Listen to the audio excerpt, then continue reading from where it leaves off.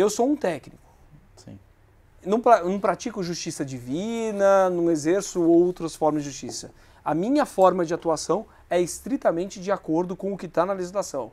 Por mais nefasto que seja o crime, por mais horrendo que possa ser o crime, eu atuo de acordo com a lei.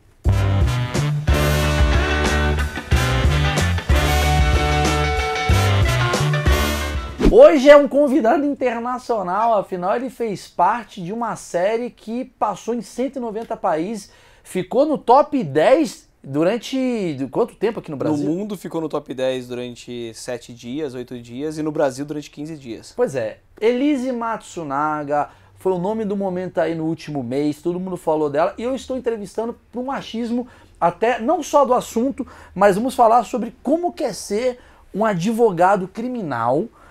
E a primeira pergunta que eu te faço, o doutor Luciano de Freitas Santoro. Santoro ou Santoro? Tanto faz, como quiser. É nome de Santoro e Santoro, ele e a mulher, já tem um negócio aqui.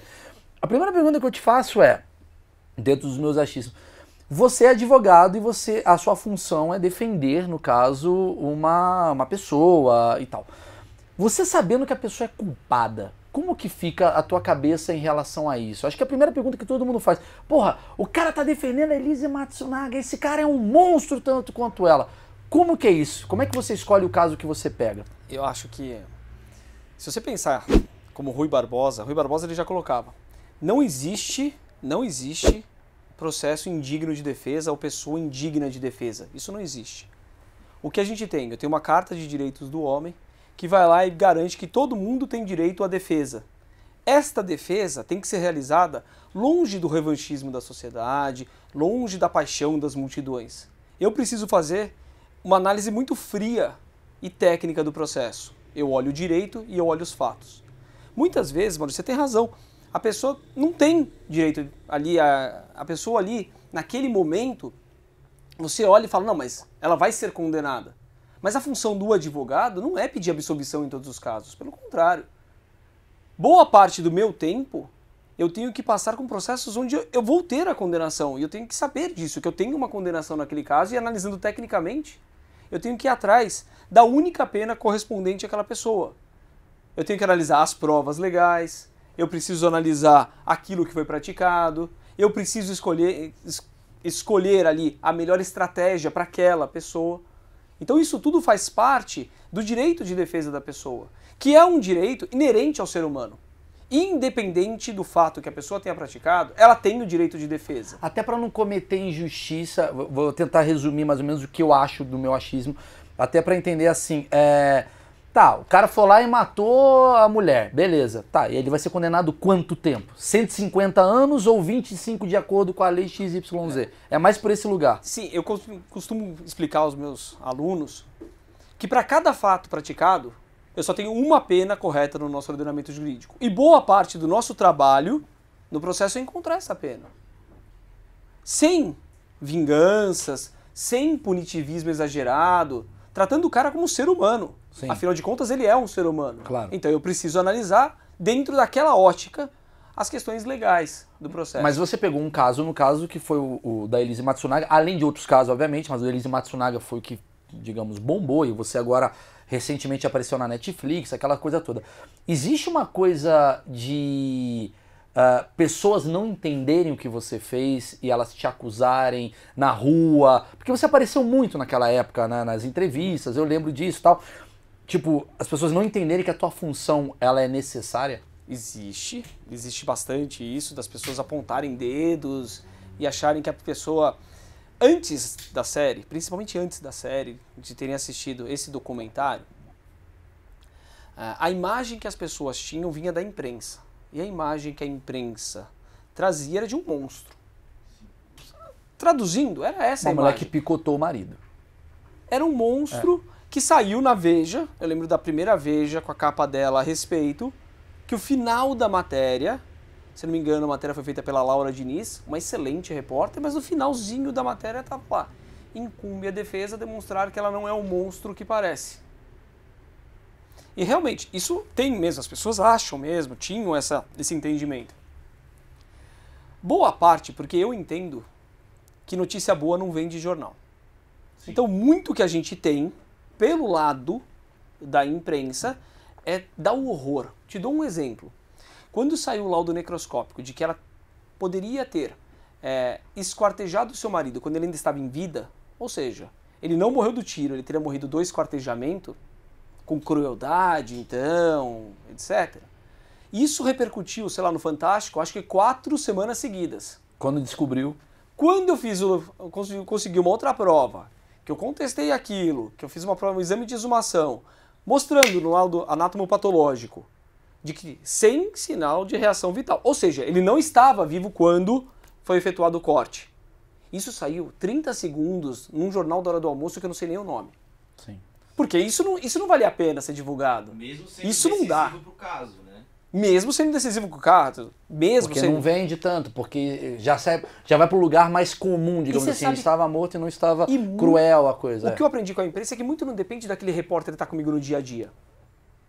Não depende. Não depende, sei lá, do Kleber do G1, que era quem conduzia aquilo, ou do Valmir Salaro, que é o do Fantástico, que estava responsável pelo caso. Não.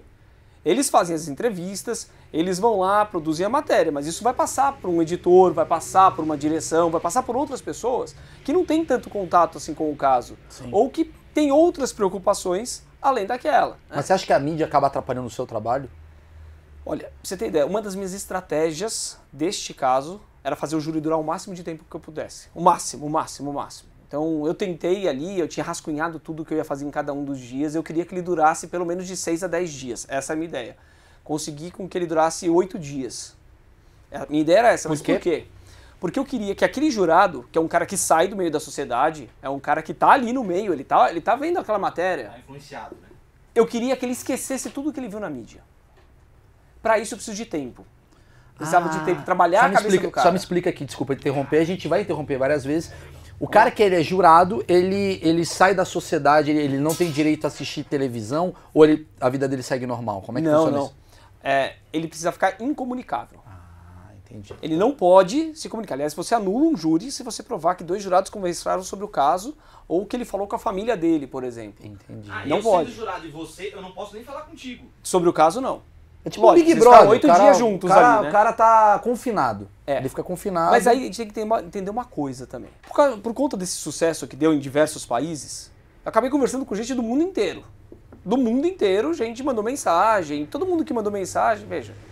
Não tem uma rede social que nem a tua que tem 4 milhões de pessoas. Sim. Eu tenho, sei lá, pouquíssimas pessoas. É a família e alguns amigos, né? Então é diferente. Então todo mundo que mandou mensagem, sempre respondi, sempre atendi, conversei.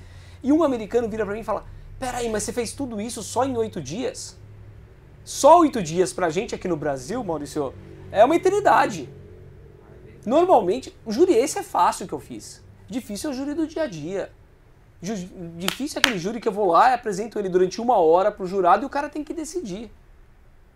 Vocês entendem a diferença? Claro. Pra explicar pra vocês como é que funciona o processo de júri assim de forma bem rápida, não tomar tanto tempo. Ele tem 2 fases.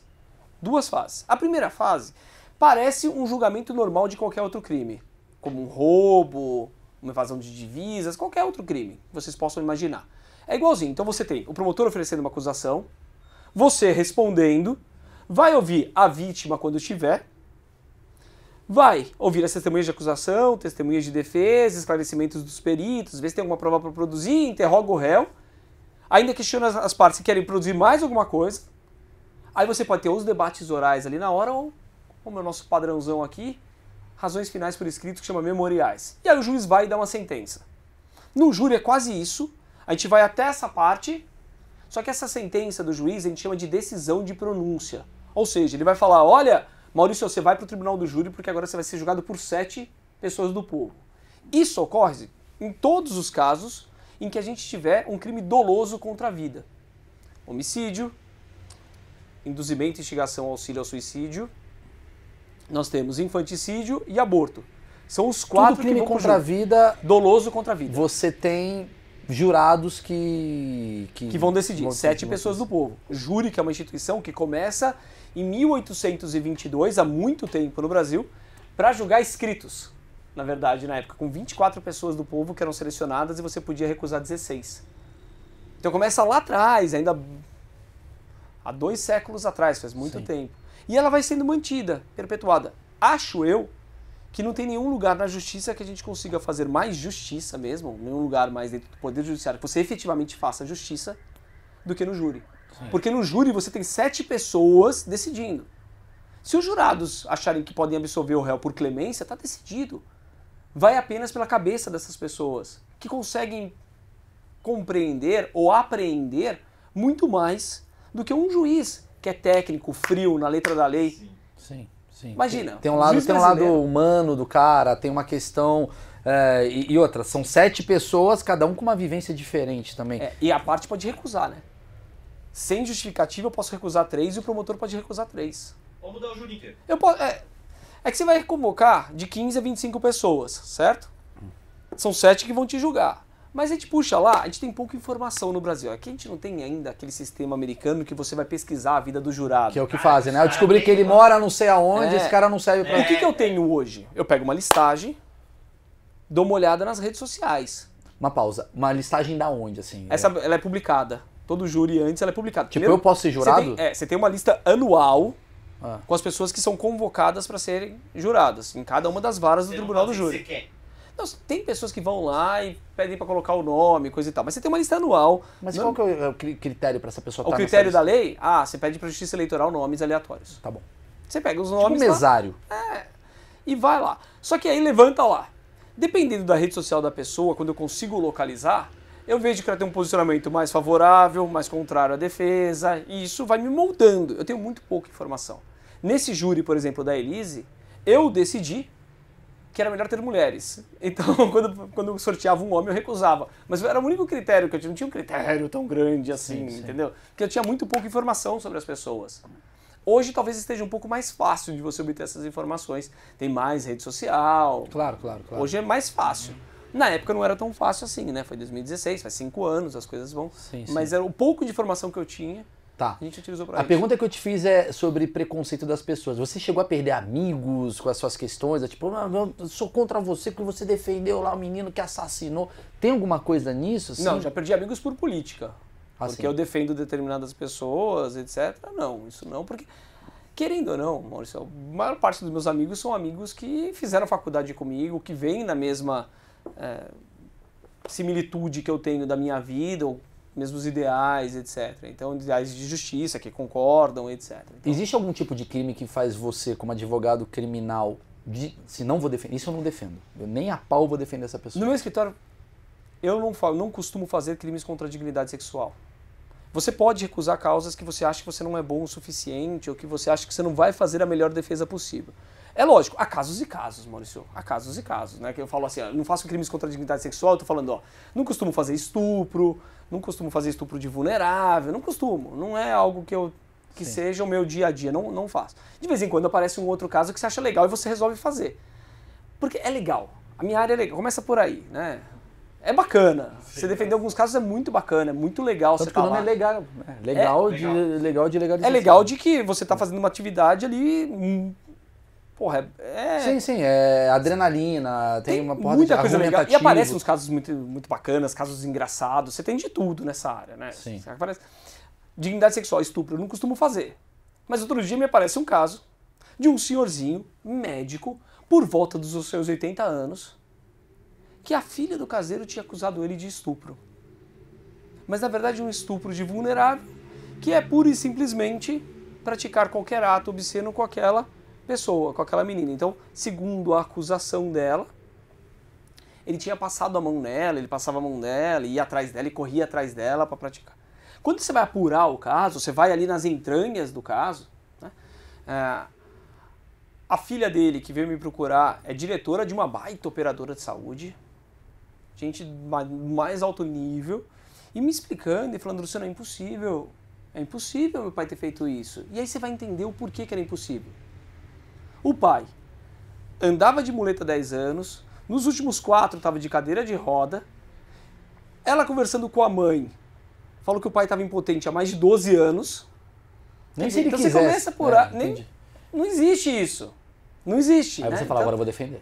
aí, nesse caso, você vai e faz. Mas Sim. eu posso, e eu recuso muito caso por conta do meu tipo de escritório. Eu tenho um escritório pequeno, onde eu faço as coisas. Sim, sim. Eu não sou um vendedor de casos, é difícil. Não No tem escritório eu escolho milhões de muito advogados casos que eu no vou... seu escritório. maior parte dos casos que aparecem no meu escritório eu acabo não pegando, porque não dá tempo de eu fazer. Mas por que você escolheu o caso Elise Matsunaga? Como é que foi? Você olhou pra ela e falou, tá aí, vai ser interessante pra mim, vai dar mídia. Como é que foi o seu A critério? Elise foi minha aluna. Foi o quê? Foi minha aluna. Ah, a Elise foi sua aluna? Minha aluna, na faculdade de Direito. Ela foi minha aluna e aluna da minha esposa. Mais tempo da minha esposa do que minha aluna. Minha aluna foi muito pouco Mas em tempo. nenhum momento falou isso na série. Não falou, gente. Falou? Falou isso daí na série? Ah, não vou lembrar. Não, acho que não falou. Cara, ele fala, eu dei Eu falo muita isso o tempo aula pra inteiro, ela, é. né? Minha mulher também. Entendi, você... Eu prestei atenção. Eu não dormi nesse momento, eu tava... Não. Você, então foi isso, ela foi sua aluna, ela estudou Direito com você. Ela fez faculdade de Direito, foi isso? Ela fez faculdade de Direito. Ela foi aluna da minha esposa, sei lá, durante vários semestres, não sei quantos semestres, acho que uns 4 anos pelo menos. Minha aluna, eu sei que ela foi no último semestre de Direito Penal. Mas ela não frequentava muito a faculdade porque ela estava grávida. Sim. E eu me lembro dela fazendo prova. Mas, pra falar a verdade, Maurício, achar que eu vou lembrar de todos os meus alunos Claro, é impossível. Naquela época, eu acho que eu tinha quase 800 alunos. Eu acredito que nem todos tenham virado um assassino, por Só favor. uma questão de entender o tempo. Então, se ela tava grávida, ela já era casada. Já era casada. Não, já era era aquele casada. momento que ela tava esperando o filho dela Ela já era com casada. o menino lá, com o cara que faleceu lá, o Marcos Matsunaga. que é isso? Ah tá, tem uma Opa, cerveja aqui, a gente tá obrigado. bebendo uma brejinha pra ficar feliz. Tá, galera, sua aluna, e ela te procurou ou você procurou ela? Assim. Mais ou menos na quarta, quinta-feira, antes dela ser presa, eu não vou lembrar se foi quarta ou quinta-feira. Sim. Mas ela foi no meu escritório e falou que o marido dela estava sumido. Ela não falou o que tinha acontecido, né? Dificilmente o cliente chega no teu escritório, olha pra você e fala... Quando ele começa assim com aquela coisa de vou te falar a verdade porque é meu advogado, é o momento que eu sei que ali vem alguma coisa que eu vou ter que extrair do cara que não é a absoluta verdade. Ah, é verdade. Quando eu falo, Sim, já vou te revelar tudo. É difícil o cara confiar em você logo de cara. Confiança leva tempo. Sim. Achar que o cara vai chegar e vai abrir exatamente o que aconteceu naquele momento, isso não existe na minha área. Sim. Eu teria que ser muito mirim. Não, mas não é que o cara faz por má fé. Por O desconfiança. cara cria uma versão na cabeça dele. E ele quer que você, Maurício, que vai ser o advogado dele, você possa defender aquela versão, entendeu? Sim. Então, na maioria das vezes, é isso que acontece. O cara, na verdade, o cara já te traz a narrativa, né? Já traz a narrativa. Só que aí você tem que ir demonstrando as falhas na narrativa até que a pessoa vai e você, aos poucos, vai tirando aquilo que aconteceu. E vai descobrindo a verdade. É difícil não ter goteira no telhado. Né? Sim, Então claro. você vai puxando ali. No caso dela, ela foi lá falando só que o marido tinha desaparecido. Eu não sabia na época que pipoca valia tanto, não tinha a menor ideia. Me falasse nhoque, me falasse quitanda, não tinha a menor ideia de quanto valia aquilo. Pra mim era um Sim. saco de pipoca. Sim. E eu já não comprava mais aquele saco de pipoca porque eu fazia no micro-ondas. Então, Sim, na sim. época era algo assim, na minha cabeça. Sim. Na minha cabeça. Não conhecia a empresa, não tinha a menor ideia. E ela vem e me fala que estava vendendo a empresa, falou que o marido estava desaparecido, falou que já tinha um advogado contratado, que era o Dr. Durso. Eu falei, olha, você está muito bem assessorada, você não precisa de mim. Já fez o boletim de ocorrência? Dá aquelas dicas básicas que você dá para qualquer um. Fez boletim de ocorrência, já falou com a polícia. E ela me fala, olha, e o último lugar que ele foi visto foi na minha casa. Eu falei, então é lá que eles vão procurar de novo. Com certeza eles vão na sua casa. E quem foi na casa foi o delegado Mauro com o Salada, o perito Salada que teve aqui. Salada que esteve aqui no Achismos, vale a pena ver. Muito legal a entrevista do Salada. Ele não contou tudo, mas muito legal sobre o Aí caso. você conta o que ele não contou, né? Você pode contar o que ele não contou. Não, e o Salada teve lá na segunda-feira, na segunda e na quarta-feira seguinte. E ela, conversando comigo naquele momento, ela falou, olha, mas quando eles forem então na minha casa, eu posso te ligar? Eu falei, você já está assessorada. Ah, não, mas ele é advogado do meu sogro. Eu queria alguém que eu pudesse confiar. Eu falei, não, então estou à disposição Mas aqui. o Durso tava... Exatamente, se você ver a série você vai entender melhor, mas assim, o Durso era o cara que tava ao lado da família. Sim, ele é o assistente de acusação. E ele como é ela advogado da sabe família. que ela era culpada, obviamente, ela falou, eu preciso me garantir de outra certa forma. ela. Certa ela. E ela foi diretamente em você pra você ser esse cara pra assessorá-la, certo? Sim, Só pra na entender verdade, a ela timeline. conversando com alguns colegas de faculdade, ela falou, eu queria aquele professor eu achava que o cara tinha... Condição de ajudar. É. E aí ela foi em você e ela já veio com papo, então, pelo que eu tô entendendo, de uma narrativa que ela criou, tipo, defenda a minha narrativa. Qual Sim. foi essa narrativa? Foi essa, né? Do tipo, ó, o cara tava... Só pra explicar pelo que eu entendi, ele tava vendendo Tava a... com uma amante, isso eu já sabia que ele tava com uma amante, eu sabia que ele tava com uma Ah, amante. ele já soltou essa? Ela já Não, soltou. isso ela tinha me falado, né? Isso ela falou. Tinha contratado um detetive, por conta disso ele teria saído de casa e não teria voltado mais, teria mandado um e-mail pra família, toda a mesma narrativa que ela contou pra todo mundo. Mas eu achei que Ela a não tinha por que narrativa... contar uma diferente pra mim. Achei que a narrativa que ela estava falando era exatamente a narrativa de pegaram ele porque ia ser a semana da venda da... Não foi isso que ela colocou, ninguém sabia o que pudesse ter acontecido. Tá, mas ela em nenhum momento ela falou, ó, deu uma merda. Naquele Não, no momento... o que eu faço? Entendeu? Isso não existe. Ah, Você tava desconfiado dela? Não, porque ela tava lá. Ela tava lá, ela não tinha fugido, ela não tinha ido pra lugar nenhum, ela tava lá, ela continuou no apartamento. Fria, tranquila, nervosa, tensa. Quando ela falou comigo, achei que ela tava um pouquinho nervosa, assim, um pouquinho alterada, mas o jeito dela é muito calmo de ser, é diferente, é um jeito muito tranquilo. Ela tava ali, eu achei que ali ela tava falando do marido que tinha desaparecido. Sim, mas eu não me lembro tanto, assim, dessa conversa inicial, porque, tipo, pra mim era mais uma pessoa que apareceu no escritório, não era um caso, porque nem ia ficar comigo, era do Durso. Então meu grau de atenção também não foi aquele grau de atenção naquela... Aí na segunda-feira, quando ela me liga para ir para a casa perícia, dela, né? para o apartamento dela, aí já muda, né? Aí eu vou para lá e aí quando eu vou lá, eu converso com o delegado Mauro, que eu não o conhecia. Hoje posso dizer que ele tem um excelente relacionamento, um cara extremamente competente e sério. E a gente conversando ali, ele falou, olha, tenho isso, isso, isso. E ele abriu o jogo, tenho isso, isso, isso. O que era isso? Ele tinha aquela historinha lá da fitinha lá do saco, ele tinha a questão das imagens da mala que tinha saído. Ah, do elevador. Do elevador. E ele falou, olha, me parece que era a última coisa? Uma coisa do carro, não lembro o que era do carro. Ele falou, tem essas 3 coisas, eu acho que foi ela. Ah, Eu já falei, tava ela quer desconfiado confessar, ali. mas ele não sabia. Aí ele falou, ó, vai, não vai, não vai, então eu vou chamar a perícia. Aí ele chama a perícia, só que a perícia tinha que ser realizada à noite. Ele não me falou que ele já tinha um mandado de prisão contra ela. Porque eles executam um mandado de prisão, eu acho que isso é legal saber, na virada da meia-noite. Por quê? Porque era prisão temporária. Temporária para investigação e tem prazo determinado para começar e para acabar. Só que no penal, olha que legal. Se você efetuar a prisão do cara às 11 horas da noite, você considera aquele dia inteiro, não tem fração de horas no penal. Se eu prender o cara às 1 da manhã ou às 11 da noite para fins penais, é um dia de pena, perfeito? É um dia de prisão. Então se ele executasse a prisão, sei lá, 8 horas da noite, ele tinha perdido um dia da prisão dela de investigação. Então ele esperou da meia-noite 1, olhou pra mim e falou, ó, você sabe que eu tô com mandado de prisão, né? Eu falei, sei. Ele falou, então, eu vou cumprir o mandado dela agora. Ele falou, ó, Lizzie, agora você tá presa, coisa e tal, se quiser tomar um banho, que eu vou te levar.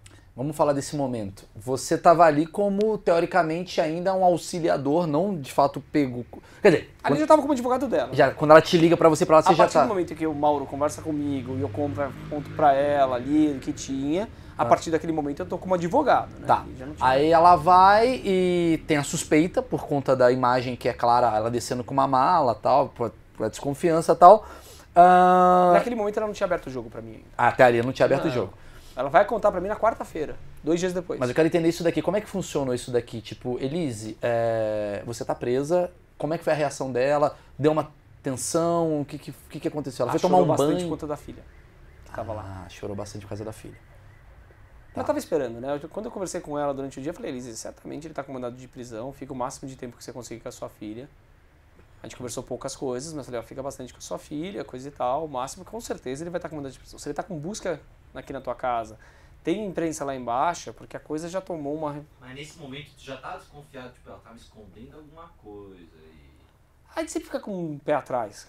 É Eu difícil não você não conhecia ter. a mulher, não conhecia, não tinha contato. Não tinha. Mas se ele falar é engraçado, é legal, né? Do tipo, sempre tem um pé atrás. Sim, sim. Sempre você tá ali, você tá muito tempo fazendo isso. Tô desde 97 na área criminal, já faz um tempinho, né? Sim, 43 anos agora, vou fazer 43 agora, mas já faz um tempo que eu faço isso aqui. Então você tá meio acostumado de estar sempre ali analisando os fatos de uma forma fria. Não dá pra gente se envolver emocionalmente com tudo. Beleza. Impossível. Aí ela foi presa naquela noite e, mesmo indo presa, ela não te contou nada naquela noite. Você tava ali... No dia seguinte, eu fui pro DHPP para entender o que estava acontecendo. Sim. Fui ver o inquérito, fui ver tudo. Uma colega minha do escritório, que trabalhava comigo na época, eu pedi para ele conversar com ela. Aí ela voltou e falou, ó, ela quer falar com você. Aí no dia seguinte, na quarta-feira, quando ela ia ser interrogada, que eu tinha combinado com o delegado, porque na terça-feira, os caras tinham ido fazer, eu acho que o Salada falou para vocês que de madrugada eles foram no meio de uma comunidade lá, mexer num colchão. Sim. Não Sim, pode, sim, né? De madrugada e fazer perícia na casa dos outros. Sim. Complicado, né?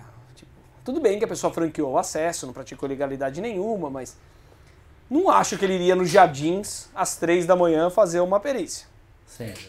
Gosto muito do Salada, acho ele um baita de um perito, mas eu conheço a polícia brasileira. Os caras foram à noite, eles vão numa comunidade. Podia ter feito isso outro dia, coisa e tal. Mas foram lá procurar o tal do colchão. Então, quando o delegado chegou no outro dia, na terça-feira, já era mais tarde. Ele conversou comigo, o Dr. Mauro, e falou, ó, amanhã eu interrogo ela, tá bom? Hoje tá todo mundo cansado, fizemos perícia à noite, blá blá blá, viramos. E eu fiquei ali pegando cópia do inquérito, analisando tudo.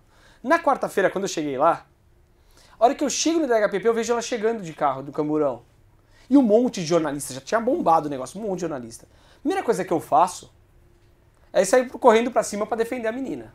Mas sem pensar, Maurício, sem pensar. Sem pensar. Podia ter ficado na minha, podia ter subido, podia ter... Mas eu não seria advogado, cara. Aí não seria eu, entendeu? Apanhei pra cacete dos jornalistas ali na hora. Entre nós, o que eu tomei de coisa nas costas, segundo o Ulisses Campos falou, não foi isso, é porque o pessoal chega com a câmera e bate, mas a câmera vem em cima. Que eu tô dando chute nas costas? Eu quebrei a cataca do DHPP ali, empurraram assim pra eu poder entrar. Quer dizer, então... Você é visto como vilão ali naquele momento ali também. As pessoas confundem muito o papel do advogado Sim. com o do criminoso. É a novela, né? Veja, todo mundo, Maurício, faz isso. Todo mundo aponta dedos, todo mundo quer uma vingança, tem aquela massa insuflada, todo mundo. Até um determinado momento. Quando o cara precisa pra ele, pros amigos dele ou pra família dele. Aí de vilão, você passa a ser uma esperança. A esperança de que no caso dele vai ter um processo justo, porque aquilo é injusto pra ele. Sim, sim. Só que o cara não pensa que o injusto pra ele pode ser injusto pra outras pessoas. Eu quero deixar muito claro um caso que eu acho a melhor coisa que eu já vi assim, em matéria de dramaturgia, não dramaturgia, de documentário sobre isso, que é o caso Evandro, que o negócio lá que aconteceu lá em Guaratuba e tal, e todo mundo imaginava que o prefeito era culpado e no final era uma grande vítima, e só foi descoberto porque tinha advogados bons de defesa de alguém que a sociedade já colocou como culpado. Então até para isso é importante ter um advogado, eu sou totalmente a favor, embora muita gente coloque o papel como vilão, porque fica aquela coisa maniqueísta do tipo, não dá para defender um monstro desse, só que cara, no caso do Evandro era um monstro garantido ao quadrado que foi descoberto que Foi torturado. que foi uma tortura por trás e tal. Vamos lá, aí você foi lá, aí você foi no DHPP falar com... Falei com o delegado, marcamos para interrogatório dela no dia seguinte. No dia seguinte, antes dela falar com o delegado, antes dela falar com todo mundo, ela me conta. Aí ela me narrou tudo o que tinha acontecido, falou que ela queria confessar. Do nada, ela chegou pra você, ó, vou te falar o que aconteceu. Ela tava chorando há 2 dias, a menina Sim, tinha passado toda, já tinha visto a repercussão, quando... Talvez, isso eu nunca conversei com ela, mas uma coisa que me vem sempre à mente é talvez aquela chegada dela com aquela imprensa daquela forma, aquilo pode ter, de alguma forma, contribuído para a decisão dela de falar, não, eu vou confessar. Porque eu tô fudida. Eu vou confessar porque eu quero... Porque, na verdade, ela não confessou porque ela tava fudida. Sim. Não foi essa a ideia dela. Nunca foi uma preocupação tão grande dela quanto a de pena. Nunca. Tanto que eu conversei no começo com ela e falei, olha, Liz, eu não vou brigar muito pela sua liberdade agora, porque você confessou, certamente você vai ser condenada. E pensa no caso daquele jornalista, o Pimenta Neves, né? Sim, do Estadão. Do Estadão, que demorou para ser preso. E eu me lembro dele numa reportagem dele na Veja, e ele fala assim lá nas páginas amarelas. Legal, fiquei 7 anos solto, mas eu não consigo ir na padaria. Eu não consigo sair na rua porque todo mundo me aponta um dedo. E eu ainda tenho que cumprir minha pena. Isso sempre foi um assunto que eu conversei com ela, do tipo, tá bom, ela já devia ter saído em março, vai sair agora no fim do ano. Vai estar no regime aberto e vai reconstruir a vida dela. Ela vai sair? Vai sair agora. Cara, a gente vai chegar nessa parte, calma, eu quero só primeiro fazer uma timeline aqui do dia do DHPP lá. Quando ela contou, né? Quando ela contou. Ela te conta, na tua cabeça, vem uma coisa do tipo... Você Ela me contou, mas veja, naquele momento, o que a polícia tinha na minha visão de advogado? Porra nenhuma. Sim. Tinha um monte de achismo. Sendo honesto, é o que eles tinham. Os caras tinham periciado metade do apartamento inteiro e não tinham achado uma gota de sangue. Tinha sangue em metade do apartamento. Os caras conseguiram periciar a outra metade que não tinha nada. Zero gota de sangue. Zero. Acho que o Salada não contou, mas ele montou todo o equipamento dele sobre a cena do crime. Porra, Então, Salada, tu veio aqui e não contou, caralho. Ele foi lá, montou todo o equipamento dele sobre a cena do crime. Não ia achar sangue nunca, porque ele precisa de total escuridão, já tá tudo escuro para jogar o luminol. Aí vai ter aquela leve, aquele leve brilho, e aí ele vai lá e passa o Fecacult, que é o outro para confirmar se é sangue humano ou não. Ele explicou isso aqui para vocês, Sim, coisa e tal, bem detalhadamente. Química. 1000 vezes melhor do que eu, aprendi no dia lá com ele, basicamente. Mas eles chegaram lá no apartamento, eu não sei se rolou uma conversa entre o Mauro, que é o delegado, e ele falou, ó, gostam de vinho pra caramba. Acho que deu uma pizza pra ele, que eles pediram pizza, botou alguma coisa no vinho, tomou o vinho, se sentiu mal, foi deitar. Porque, veja, a ideia da premeditação é tão ridícula que a pessoa premeditou e vai matar o cara acordado? Não tem lógica, não tem lógica. Os argumentos da acusação não tinham lógica. Acordado? Ela era mulher do cara, era só esperar ele dormir, né? Se fosse premeditado, dormir e matava no colchão. Então, não tinha lógica. E aí, mas a ideia deles era justamente essa. Botou alguma coisa, aí fez aquilo lá em cima, matou no colchão e esquartejou na banheira. Essa era a ideia deles logo de começo. Era isso que eles tinham imaginado. Tanto que ele ficou periciando a área. Colchão. O colchão, ele periciou a banheira, ele periciou a sala de jantar, mas não periciou em cima do local dos fatos, que tinha sido bem ali no hall de entrada. E depois, ela arrastou o corpo dele pelo apartamento. Ela deu um tiro nele e depois ela arrastou. Depois ela arrastou o corpo, Sim. levou para o quarto de hóspede e lá cortou. ela segmentou o corpo.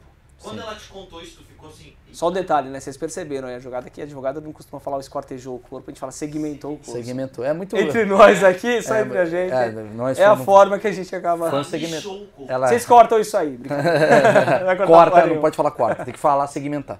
Segmenta. Mas a hora que ela te contou, você ficou meio apavoradão, assim? Tipo, Não, é isso que eu quero saber, é isso que eu quero saber. É porque você lida com muitos Eu crimes. tava no momento de uma puta de uma tensão do cacete também. Sim. Vocês, veja, não sou uma máquina também ali, tava no momento ali, preocupado, ia ter o interrogatório dela daqui a um pouco, preocupado quais as consequências daquele fato que ela acabou de me contar, explicando pra ela, a confissão tem esse caminho, negar a autoria tem esse outro caminho, mas a única coisa que eu pedi pra ela foi, Fala a verdade. agora eu preciso saber o que aconteceu. Você não resolveu confessar? Então agora, ó, se você for fazer a confissão, eu preciso saber exatamente, e eu quero que você conte exatamente o que aconteceu, sem metade das coisas, porque você ferra um processo. Tecnicamente falando, se você bota um pouco de mentira ali na história, você ferra o negócio. Porque daí, num caso desse, o cara vai pegar aquela mentira e transformar aquela mentira num... O quanto de verdade ela te falou naquele dia? Não, o tempo inteiro. 100%. 100%. Ali ela se abriu. Mesmo na hora que eu achei. Depois, quando veio o laudo necroscópico dizendo que ela tinha esquartejado a vítima em vida, ou segmentado a vítima em vida, ou seja, Sim. traduzindo em miúdos, que ele não morreu do tiro, mas morreu do esquartejamento, eu fui lá ter com ela, fui lá falar com ela e falei, pô, você mentiu pra mim? Na boa, foi assim que eu falei. Falei, Elise, a gente fez um único acordo, não minta. Fala a verdade o tempo inteiro. E ela olhando nos meus olhos, ela falou, faz a prova que você quiser que eu não tô mentindo. A partir daquele momento ela ganha minha confiança total ali, porque... Quer dizer, ela foi uma cliente teoricamente confiável. Porque deve ter uns caras que também devem dar um Ó, migué. e vou te falar, Maurício, poucos clientes são como ela, dessa forma. Ela é extremamente respeitosa. Até hoje ela me chama de professor. Com o máximo de um respeito. É professor, senhor. Tem toda uma referência ali de ter sido o professor dela e ela confiar no trabalho, etc. Então tudo isso é muito bacana nesse caso. E ali ela demonstrou, ela falou, pede a prova que você quiser. Eu falei, Elise, eu vou ter que pedir exumação. Veja, um caso de repercussão como esse, você pedir a porra da exumação é difícil. Porque parece que você está enterrando o cara de novo. Sim. É difícil. Para a família, Entre nós aqui, falando aqui abertamente, é muito difícil. Eu nunca, em nenhum momento, eu atuei para falar qualquer coisa mal da vítima, nada disso. Tudo que eu precisei falar, falei no júri porque eu precisava colocar as coisas como os fatos ocorreram. Então, eventuais casos deles extraconjugais, eventuais questões da personalidade dele, porque precisava fazer o contexto. Eu não queria mostrar aquilo, porque, veja, a gente tem um ethos aqui no Brasil que é muito complicado ligado à morte. O ethos ligado à morte é que a pessoa morreu, é um santo, então a gente tem que tomar um cuidado com isso. Eu estou lidando com 7 pessoas. No final, tudo isso aqui é muito bacana, mas eu precisava convencer 7 pessoas. No final, o meu discurso ele é sempre dirigido para 7 pessoas que vão julgar o caso. Todo o resto é interessante. é legal, bacana pra minha carreira, coisa e tal. Não vou negar. Mas na hora eu precisava convencer 7 pessoas. E todo o meu trabalho foi para convencer 7 pessoas. Eu tive 4 anos e meio para fazer isso. 4 anos e meio, conversando com um jornalista aqui, passando uma matéria pro outro ali, pro outro colocar lá. Contratando perícia daqui, contratando perícia de lá, fazendo questões gráficas. Mandei fazer um vídeo 3D. Sim. Eu botei 10 pessoas na minha equipe no júri. É difícil fazer isso, entendeu? Isso tem a ver com o fato de você, na hora que você bater um papo com ela, isso que eu quero saber, essa relação profissional-cliente, porque você tá, teoricamente você é o primeiro, você é o cara que tá sabendo o furo que o Brasil inteiro quer saber. Uhum. Ela te revela uma história absurda e ao mesmo tempo muito relevante pro caso, porque é a história de fato. Como é que fica você ali naquele momento? Porque só você tem aquele segredo. Como é que fica aqui? Mas eu não tinha mais aquele segredo. Porque ela não contou pra todo mundo. Eu tive o segredo até ela me falar na quarta-feira de manhã que ela queria confessar. A partir do momento que ela confessou, tá confessado. Tá, mas ela confessou isso daí, todos os detalhes que ela Confessou. Tá bom. Ela abriu o jogo ali. Tá Ela bom. abriu o jogo, foi isso, isso, isso. A única coisa que eu tomei de cuidado, Aham. veja, a confissão dela tinha uma pessoa que ela queria que soubesse exatamente e porque ela não queria, justamente aquela ideia do monstro, né, que todo mundo coloca o monstro, ela queria que, olha, eu quero que minha filha saiba exatamente o que aconteceu e que minha filha me julgue. Então a única coisa que eu evitei desde o princípio foi, olha, quando falei pro Mauro, quando eu falar do esquartejamento, não grava. Falei, não grava, expliquei, falei, olha, Mauro, o crime do esquartejamento em si é um crime que não é tão grave assim na nossa sociedade. Ele tem uma pena que vai de 1 a 3 anos. O difícil dela era o homicídio. Esquartejamento, a ocultação de cadáver de 1 a 3 anos. Vocês olham com uma cara assim, as pessoas acham isso. Ela se lascou por conta desse crime, certo? Por conta da ocultação de cadáver. Se ela tivesse parado, ligado pra polícia, talvez eu tivesse conseguido a absolvição dela no júri. Mas ela resolveu fazer o quê? Porque seria um crime, sei lá, Se ela tivesse passional, parado sei lá. e fosse premeditado, desse uma cabeçada no espelho Aham. e falasse, olha, ele me agrediu, eu reagi, tava solto. Mas não foi o que ela fez. Aproveita e faça essa pergunta. O que há de estratégia que te faz você, às vezes, pensar assim, puta, eu tô muito errado, mas é isso que vai fazer eu ganhar? Do tipo, imagina numa situação, não essa, mas sei lá, o cara foi lá e matou o amigo. E aí você fala pro cara, velho, aproveita esse momento, enfia a cabeça no espelho pra fingir que foi uma briga. Existe esse tipo de coisa? Não, porque senão eu estaria praticando uma fraude processual. Eu jamais fiz isso, né? Isso existe um crime, que é isso, coisa e tal, mas as pessoas podem ter feito isso? Pode. As pessoas Mas podem colegas, ter- não você, tudo bem. Colegas seus, você já ouviu casos disso? De pessoas colegas, que... acho que dificilmente alguém vai chegar pra você e falar, ó, o que eu fiz aqui nesse caso, entendeu? Tá, mas você... Mas poderia acontecer, do cara tentar Pode. ganhar uma pena... Existem diversos casos que acabam tendo esse tipo de discussão de que, peraí, mas ele ligou pro advogado, o advogado foi lá primeiro, o pai dele era advogado, será que eles fizeram isso? Porque no caso Nardoni, por exemplo, me dá a impressão que tudo aquilo que aconteceu foi porque o pai do Alexandre Nardoni, ele era advogado também. Era uma coisa do tipo, né? O pai era advogado, não era o pai do Alexandre Nardoni? Eu acho que ele era advogado e Não, ele... e a família era advogada. Era de advogados era de um criminalista. e ele tentou, tipo, encobrir... Confesso que eu não sei. Não sei. Mas eu acho que tem essa Confesso história. que não- Ele tentou encobrir o crime falando assim, finge que alguém sequestrou ela e tal, porque senão você tá fudido. Então, Nesse foi caso piorando a nosso- situação. Nesse caso nosso... Não sei se foi isso, às vezes eu vou ser processado, mas eu li uma história sobre isso. Nesse caso nosso, eu chamei uma colega para me ajudar, chamada Roseli Soli, que é muito boa em perícia. Né? E eu acho que a gente tem que ser... Mas, Maurício, eu acho que na minha área, principalmente, eu tenho que saber quais são as minhas qualidades, mas eu tenho que saber principalmente quais são os meus defeitos. Tá. E aonde eu preciso Melhorar. não melhorar, mas onde eu preciso de apoio de colegas. De ajuda, Por isso que eu botei uma equipe com 10 pessoas. Senão eu estaria lá sozinho. Então, aí eu vou chamando. Por exemplo, botei uma psicóloga para analisar a cara do promotor. Para ver se eu estava surpreendendo ou não o cara. Você foi longe, hein? Eu botei uma psicóloga para isso. Na verdade, ela tinha 2 funções. Era isso, que era a doutora Jaqueline, e analisar a reação dos jurados. Por exemplo, ela tinha uma coisa que é muito legal aqui entre nós aqui. Tem algumas colocações no júri que acabam sendo umas provocações da acusação com a defesa com a provocação. A gente acaba brigando ali no júri, brigando assim. A gente acaba tendo uns debates. Depois a gente sai pra tomar cerveja, numa boa, sem problema, almoço com todo mundo, toma um café com todo mundo. Isso rola, né? Você é o Rola, advogado de rola. acusação. Os casos passam, as pessoas ficam. Sim, sim. Trate todo mundo com ética, com respeito, e que vai entender que as coisas têm que ficar no júri. É Não do se jogo. ceda- não é o saia jogo. dali. Vasco e Flamengo. Não saia dali. Entendi. Não saia dali. Pode ser sei lá, pode ser um promotor que eu tenho um excelente relacionamento, escrevemos um livro junto, fizemos coisa junto. Um júri é júri. Ele vai estar lá defendendo o posicionamento dele, eu vou estar defendendo o meu. Jogo é jogo. E querendo ou não, os dois estão ali para vencer um debate. Ponto. Sim. Não tem vitória. Não tem vitória. No júri não tem vitória, você só tem perdedor. Eu abro o caso da Elise falando, olha, independente do que o promotor achar, aqui é um caso que só tem derrota. Eu abro o júri falando isso, porque eu tenho uma grande perdedora, que era a filha. Perdeu o pai e perdeu a mãe para sempre. Então, esse era a argumentação. Mas, processualmente, você tem ganhador e perdedor ali.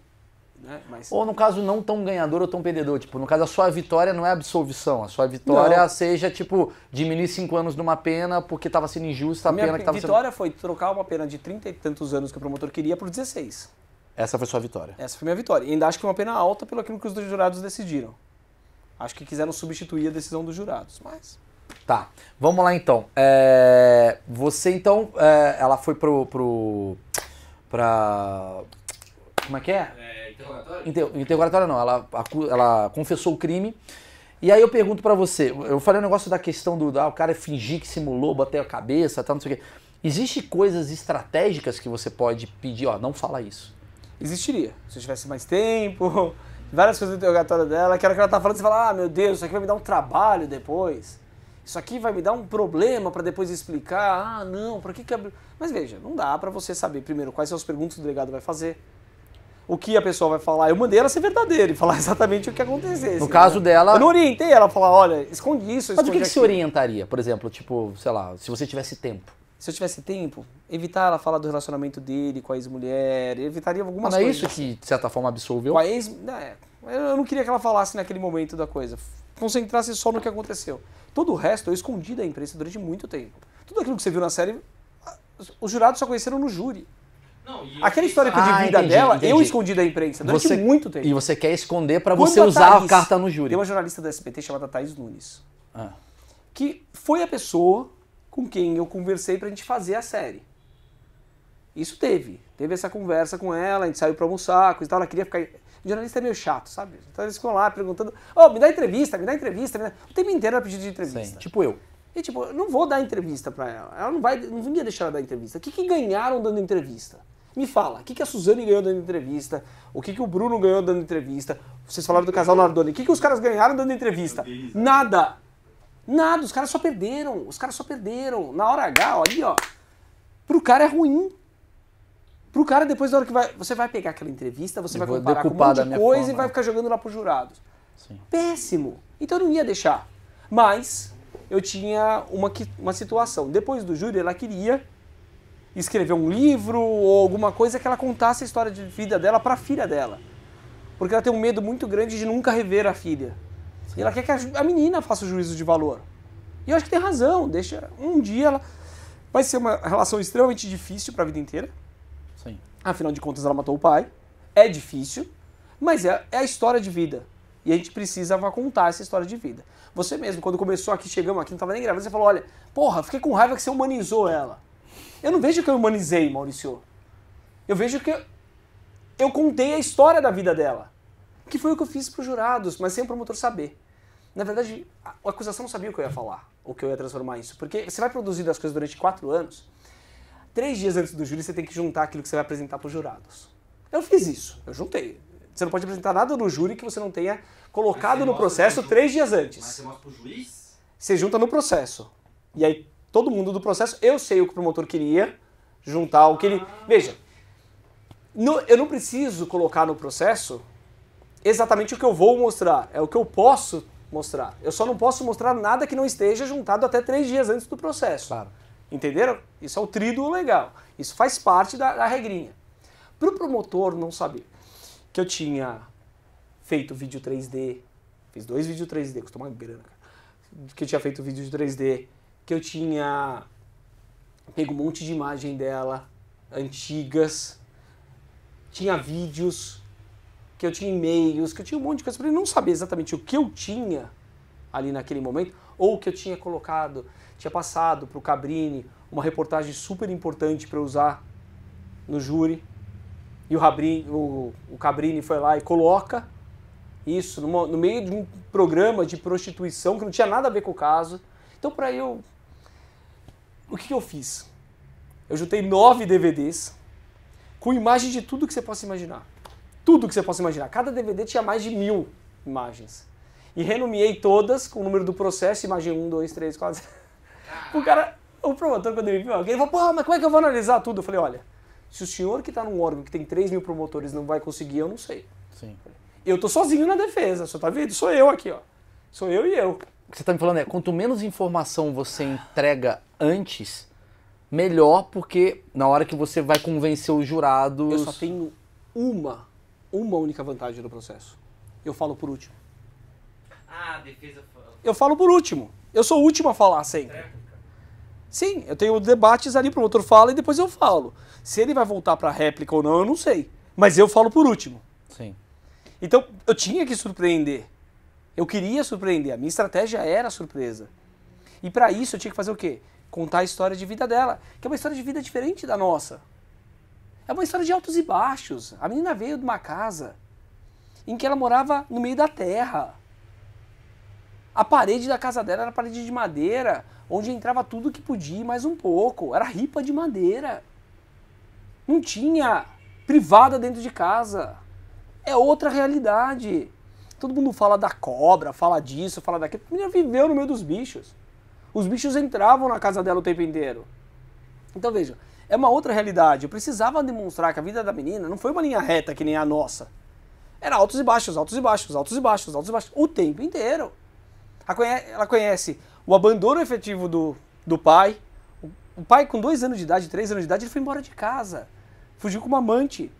Ele voltou uma única vez, Maurício, pra pegar a única coisa que a família teve a vida inteira, que era um televisorzinho pequenininho. O cara foi lá, pegou o televisor e foi embora. Nunca mais voltou. Então quando a vítima vai lá e começa a xingar o pai dela, depois de, sei lá, quase 30 anos, depois quando foi os fatos, tudo aquilo volta na cabeça da pessoa. Pô, vou mandar você de... É que não pode falar essas coisas, mas... Vou mandar você pra família de bosta, de onde você veio, seu pai era um lixo, um vagabundo, essas coisas. Entendeu? Depois vocês cortam aí se vocês quiserem. Não. Mas, tipo, essas coisas, entendeu? Isso aí volta.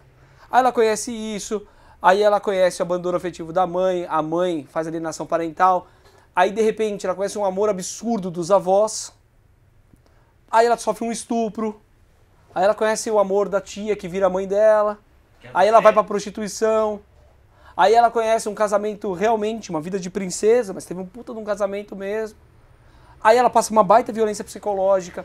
Quando eu teve o fato em 2012, Maurício, ninguém falava em violência psicológica contra a mulher. Sim. Eu levantei esse tema em 2016 no júri, ninguém falava. Porque eu a chego história... na primeira entrevista do júri e falo, ó, hoje vamos acabar com essa violência doméstica. Hoje vocês vão entender o que aconteceu. Porque ali naquele momento eu podia falar, antes eu não podia falar. Porque antes, se eu falasse, eu adiantava pro promotor aquilo que eu ia colocar no júri. E daí o cara criava uma parada. Então ele não sabia o que eu ia colocar, ele não sabia que eu ia contar a história de vida dela. Por isso que você fala, você humanizou a menina? Não, eu contei a história dela. Sim. Que ninguém conhecia, todo mundo conhece a história do esquartejamento. Claro. Então, daquele fato, é aquilo que as pessoas A conhecem. minha questão não é nem que... eu adorei a série. Inclusive, eu queria primeiro perguntar antes de falar... a ideia da série foi de vocês? Foi você? Eu queria fazer um filme.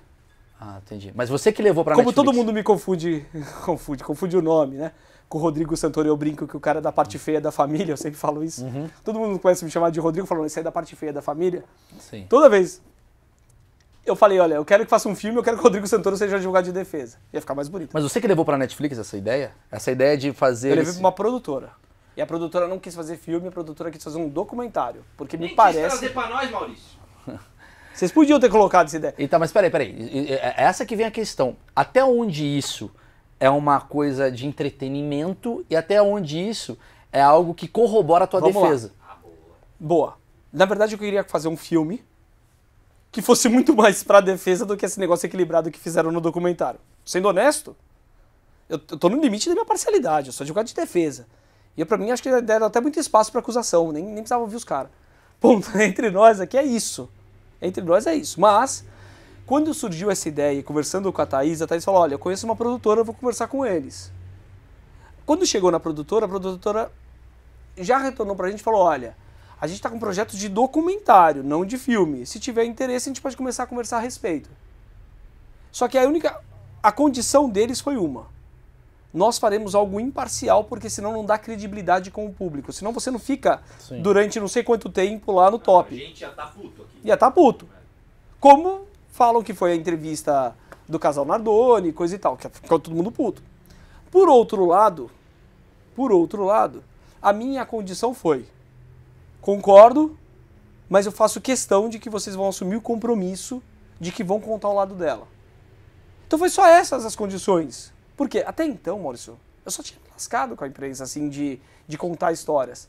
Véspera do júri, 45 dias só preparando esse caso. Porque júri, não dá pra fazer tanto júri porque você tem que se concentrar muito na defesa.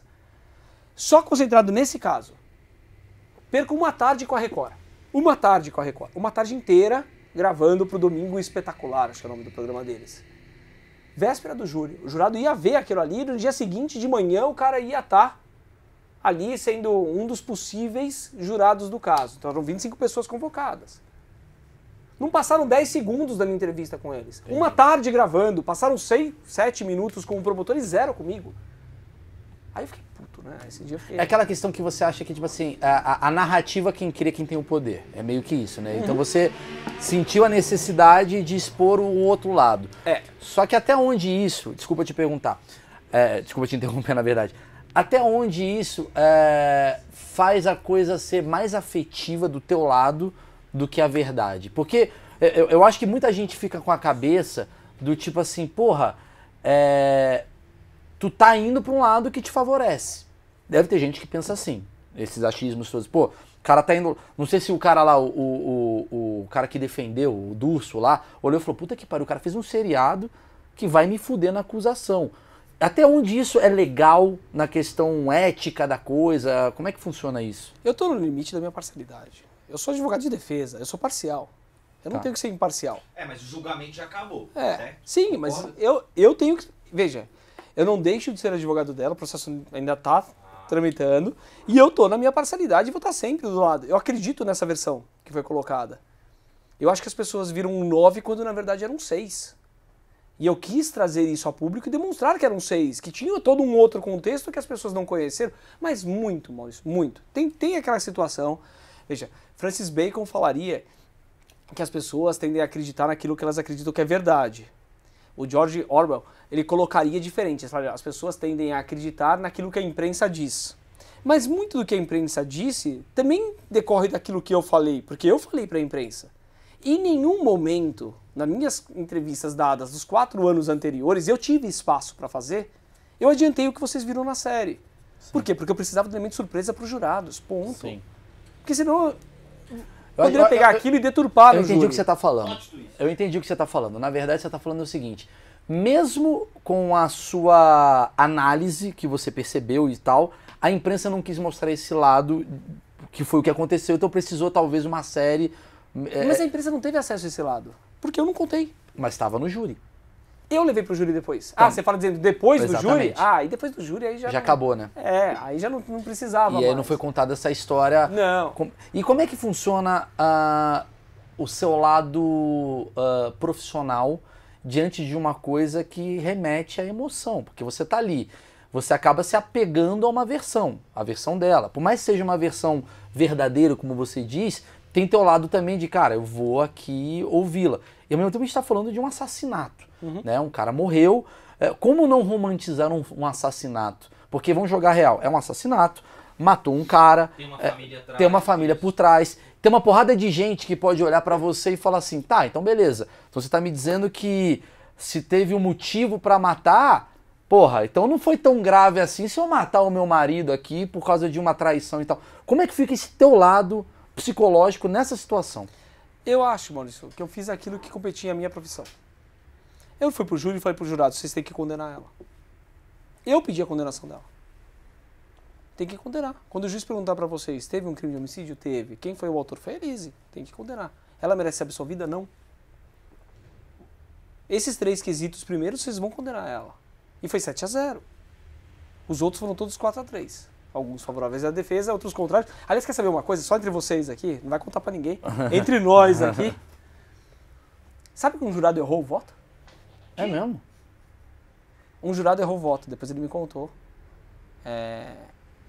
Na hora de votar, o privilégio, se ela teria reagido a uma injusta provocação da vítima, não é legítima defesa, é privilégio, era uma diminuição de pena. Ele botou o voto errado na urna, no meio da sala secreta ali, parece que ele falou alguma coisa. Eu sou surdo de um ouvido, na época eu não usava aparelho, agora eu uso aparelho. A Ju e a Roseli, elas olharam, tipo, é homem votando. Tudo bem, segue o jogo, né? Mas veja, ele já tinha colocado voto, ele não pediu pra cancelar, nada disso. Depois ele vem e conta pra gente que ele tinha votado, ele queria ter posto Absolução. o voto favorável à defesa. Ou sim, ela praticou e ele botou não. Era pra ter sido 4-3 esse pra gente também, o privilégio. Mas o Ciro existe. Alguma coisa na pena? Muito. Deixaria de ser homicídio qualificado, ela já estaria solta há não sei quanto tempo. Teria diminuído a pena dela até 1/3. Quer dizer... Caralho, isso é uma informação privilegiada que a gente tem agora aqui. Obrigado, hein? Obrigado. Essa foi boa. Achismos Tem mais agora. dessa? Aí, Aí E mata a pau, essa, a gente passa o flow, cara. Não, brincadeira. Não, mas entendi. Então, pra você não tem essa questão do tipo... Porque você... Você teve a questão do tipo... Vamos assumir que que ela foi culpada, mas vamos entender que todos os lembra quando você me crimes... perguntou lá atrás? Sim, exatamente. Qual que é a minha isso. função? Sim, Nem sempre minha função é pedir absolvição. sim. Eu preciso fazer o quê? Sair desse revanchismo absurdo, dessa paixão da sociedade. Eu preciso sair disso aqui. Sim. Eu preciso ser técnico. A justiça é séria. Tecnicamente, que eu preciso ali naquele ponto é demonstrar que o fato dela correspondia, pra mim não era nem um homicídio qualificado, era um homicídio simples. Privilegiado, como eu pedi ali, com causa de diminuição de pena, como eu pedi para os jurados. Mas tem cliente que te pede, eu quero absolvição? Tem. E como é que... Ela poderia ter falado, olha, Luciano, eu não quero Ser preso. confessar. Uhum. Até aquele momento, o que os caras tinham achado dentro do apartamento? Nada. Poderia ter batido, ter ido pra cima, não tem prova, não tem isso, não tem aquilo. A prova não incumbe a mim fazer. A prova incumbe a acusação. Situação hipotética. Ela te confessa e fala que quer ser absolvida. Ela Não me quer confessa confessar. e não quer confessar no processo. Até hoje tu estaria segurando essa informação? Até hoje eu estaria segurando essa informação. Porque E eu não não é posso crime nada. dar quebra de sigilo se eu fizer diferente. Então, Eu estaria respondendo a um crime. Veja, eu tenho todo um dever junto ao cliente. Há esse dever garantido constitucionalmente para o advogado. Eu preciso manter aquilo. Né? Imagina se... É a mesma coisa com o padre. Você vai lá e conta uma coisa pro padre, o padre vai lá e espalha pros outros. Não pode. Sim. Pra um psicólogo, um psiquiatra, sei lá. Entendeu? Não pode. E tá, mas por exemplo, caso você sabe de... Matei meu ex-marido, o Matsunaga, eu que matei e tal, mas, cara, eu amo minha filha, eu não quero ser presa nem fudendo. Como é que sairia a tua cabeça? O advogado tem duas alternativas. Não sou obrigado a pegar todos os casos. Sim. Não sou. Por dever de consciência, eu posso abrir mão de diversos casos, sem justificar o porquê. A maioria das vezes por conta de honorários, né? Você se ligou. Você entendeu, né? A maioria das vezes, todo mundo acha que a nossa vida é suits. Essa é uma questão. Que a gente vai ganhar muito dinheiro e fazer milagre. Eu ainda não faço milagre. Então, essa é a questão que a gente vai colocando ali, entendeu? A vida dos suits, nossa lá. Não é assim. E o segundo ponto que a gente tem é que se você concordar em defender, a quem incumbe a prova? Não é a mim. Eu ali preciso ficar demonstrando tecnicamente. Tem prova ou não tem prova. E pura e simplesmente naquilo, porque o Ministério Público tem que fazer a função deles. A função deles é demonstrar. Se eles estão alegando de que efetivamente houve um crime... Tá, mas se você tem a certeza que houve um crime, você não fica mal lá dentro do tipo, puta, eu tô escondendo um crime que eu já sei. Há casos que eu não aceito pegar.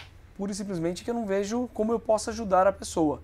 Mas, a par disso, Maurício, se eu aceito a defesa daquela pessoa, você está confiando em mim para eu fazer a melhor defesa possível. Não necessariamente a minha defesa é negar e falar, ele não fez. Eu posso falar, olha, a prova aqui está fraca. Você não tem a certeza absoluta. A certeza além de uma dúvida razoável. Mas como é que fica o teu lado, como é que fica o seu travesseiro? Consciência, Como é que fica a sua consciência? Eu chego pra você e falo, eu matei o Marcão, atrapalha, interrompe pra caralho, eu tô puto. Matei esse filho da puta. Eu matei, tava nervoso, matei ele. Você vai confessar? Cara, eu não vou confessar porque Então, eu quero ficar com meu filho. Vamos trabalhar com isso.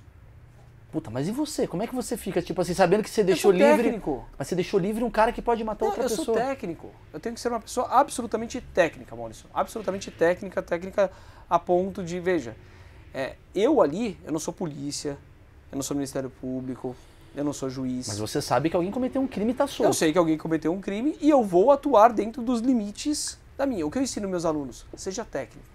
Você pode falar, eu não quero confessar, mas se a prova indicar aquilo, não tem o que fazer. Você pode não confessar, você será condenado.